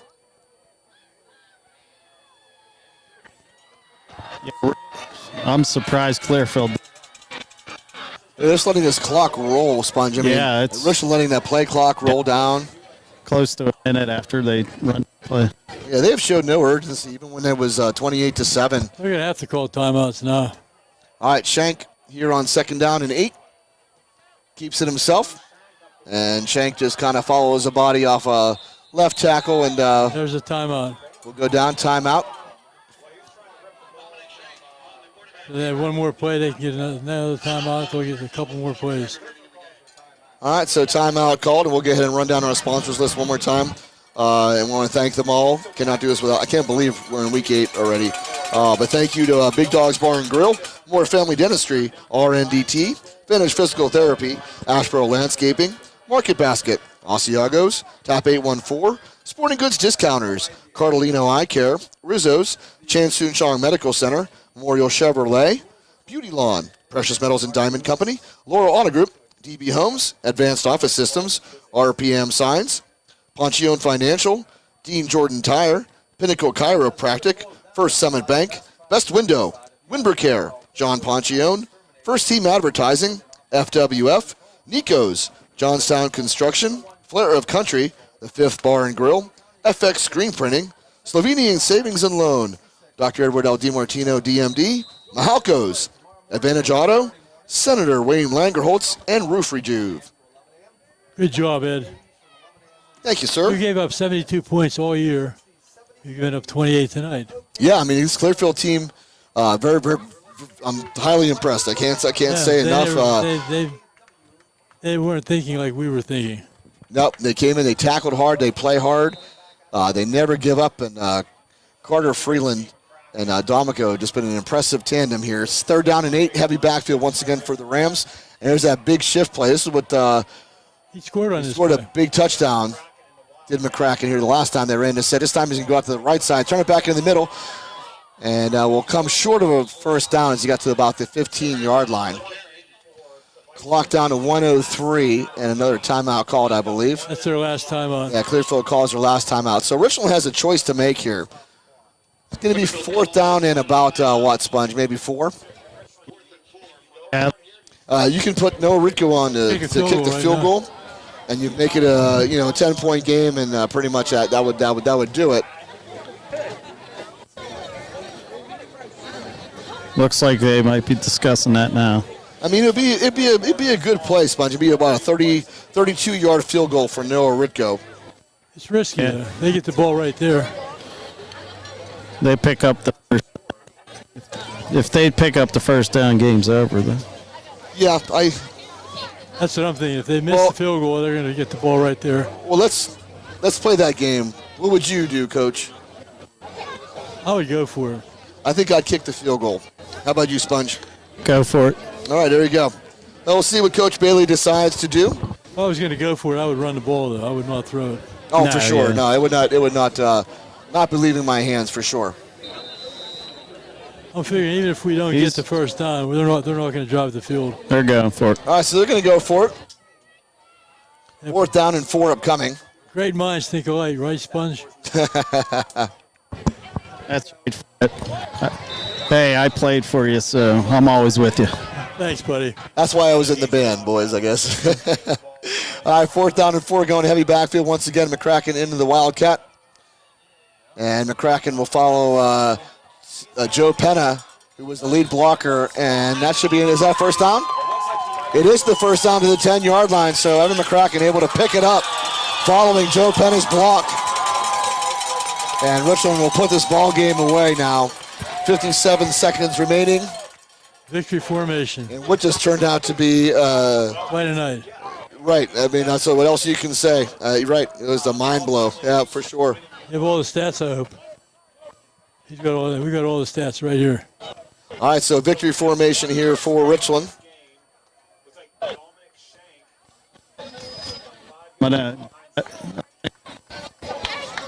After Coach's interview, I'm going to grab Evan again. Yep, Dom Shank will take the knee. And now we'll end this ball game as Richland takes this one. Just an unbelievable 4th quarter. As score 35-28 is going to be your final. And what a game, I think probably maybe the 10-minute mark, 9-minute mark, it was 28-7, and Richland had the ball. They got a stop, got the ball at the Clearfield, I think like around the 31-yard line. We thought, okay. We were eating hoagies. Yeah, you were, yeah. And all of a sudden a quick pick 6, and it turned the whole entire tide, and Richland made a couple of just undisciplined plays and kind of mistakes and put Clearfield right ball in the ball game, but give Clearfield all sorts of credit as they turned those mistakes into touchdowns. They never gave up, that's for sure. We have statistics here if you want to hear them. Oh, absolutely. So, Stone, if you want to run down some of our stats, is this game I still have to recover. It was maybe a little bit shaky. That was an unbelievable football game. Richland goes to 8-0 on a season, and Clearfield will fall to 6-2. Well, so much happened so quick there in the fourth quarter. Like we said, it was 28-7, and we thought it was going to be over. But let's go run down through some stats. Dom Schenk, he went 10 of 17 and threw for 115 yards, threw 2 interceptions and a touchdown. So there's going to be some learning to do. This is his first real opponent, being Clearfield. Evan McCracken, that 67-yard touchdown really boosted his stats. He finished with 172 rushing yards. He had a fumble, his longest rush, obviously the 67-yard touchdown. Schenk also ran for 33. The game's leading receiver was Austin Yarnick. He caught 52 receiving yards and a touchdown for 15. Other receivers that got in were Christian McCracken, Fitel, and Arnold Margurwa. And I think next year we'll go to we're going to do some Clearfield stats as well. Will Domico, he went 12 of 30, 2 touchdowns for 151 yards. Chamberlain ran for 17. Domico ran for 39. Game's leading receiver for Clearfield was Freeland, who caught 2 touchdowns, 104 yards for him through the air on 8 catches. And Clearfield, look at all those flags. Yeah. They ended up with 80 total yards lost in flags, and that hurt them. And Richland, they started to shoot themselves in the foot. And I think a big lesson that can be taken from that fourth quarter, those final 8 minutes, are don't look ahead. I think that can be, a cardinal sin for this team going forward, because you got playoffs coming, and they're going to have Ridge next week, and it's like you cannot look ahead. And, it's a really good lesson learned. I mean, like you said, it's late in the season. It's a great lesson learned from Richland. And they dealt with adversity all through this season, which, in some years past, some of the Richland teams never had to deal with adversity. And the one time they face it is in the playoffs. They never know how to handle it. And we've lost a couple playoff games that way. When I first started here, there were a couple of tough. They never were in that position. Richland this year has been in that position where they've had to come back in games. They've had to rally. They've had to make adjustments, and they've answered the call every time. But this game, I agree, teaches them a vital lesson: is even when you're up, don't think the game is over until that final horn sounds. It's not over. You cannot make mistakes and think you're going to get away with it. Good teams like Clearfield are going to come back on you and can beat you. And I mean, there were a lot of positives that came out of this, but obviously there are going to be some lessons learned. Hey, what was Evan's stats again? Evan McCracken finished the game. He ran the ball 28 times. 28 times he touched the ball. He finished with 172 yards and 2 touchdowns. Very Barry Sanders alike. Yeah, that is true. Barry Sanders would have a game where he touched the ball a lot. You pick up 4, all of a sudden he breaks that one, and then you look at his stats at the end of the game, and it was amazing. And Evan McCracken is that type of runner. You give him one little crease. Guys, I got Coach here. All right, so sweet. Make sure you congratulate for us with a hard-fought game. Hard-fought game there. Too many mistakes, maybe. A little closer than you thought there coming down the end. Yeah, they're a good team. We did some things, self-inflicted wounds, starting with me. I made some choices that, I'd like to have back. Obviously, with more turnovers than we typically have in a game. But at the end of the day, we rose to the occasion. Kids picked each other up and, got the win. So moving, 8-0, moving on to the next one. Heading down the stretch here, a good game to have. There was some good hitting out there. They were a good team. They had some speed. Get you ready. Yeah, absolutely. That's why we play in this conference. It's the best league around, and again, Clearfield kept bringing it. They kept believing, even though they were down 3 scores, and our kids just kept keeping that lead. Today is Friday the 13th. Do you have any superstitions? No, but I thought about it earlier. I'm like, it's Friday the 13th. Weird stuff might happen, and it did all night long. I see you eating stuff on the sidelines, popping. What do you get? What do you get? Fish. I'm the big candy fish guy. Okay. Yeah. I was wondering. I've been wondering all year. Yeah. Tell him that's no good. Tell him kids get hungry. I had 3 or 4 different kids ask for fish. You tell him that's no good for his teeth. Ed says they're no good for your teeth. Terrible. Keeps Dennis in business. Keeps Dennis in business. Hey, thanks, Coach. Score update from New Paris. Bishop Guilfoyle takes the lead 43-42. Oh, wow, look at that game, 43-42, Guilfoyle you want to over talk Ridge. about Friday the 13th. This has been Wow. a crazy night. Ridge was winning at one point. It was like 21-7, and then it was 42-21, I think, at one point, and Guilfoyle stormed back. They have the lead now, 43-42. And that impacts a lot of things going forward here as Chestnut Ridge is coming here to Herlinger Field next week, coming off a game like that where they had kind of mindset they're going to be in. And we'll have to look at some of the highlights as the night goes on here. But big win here by the Rams. This is one of the, obviously, the toughest game of the year. Great opponent in Clearfield. A lot of hard hitting. And Clearfield just never gave up and kept in the game. Yeah, and you got to think Chestnut Ridge, they're going to probably be beat up.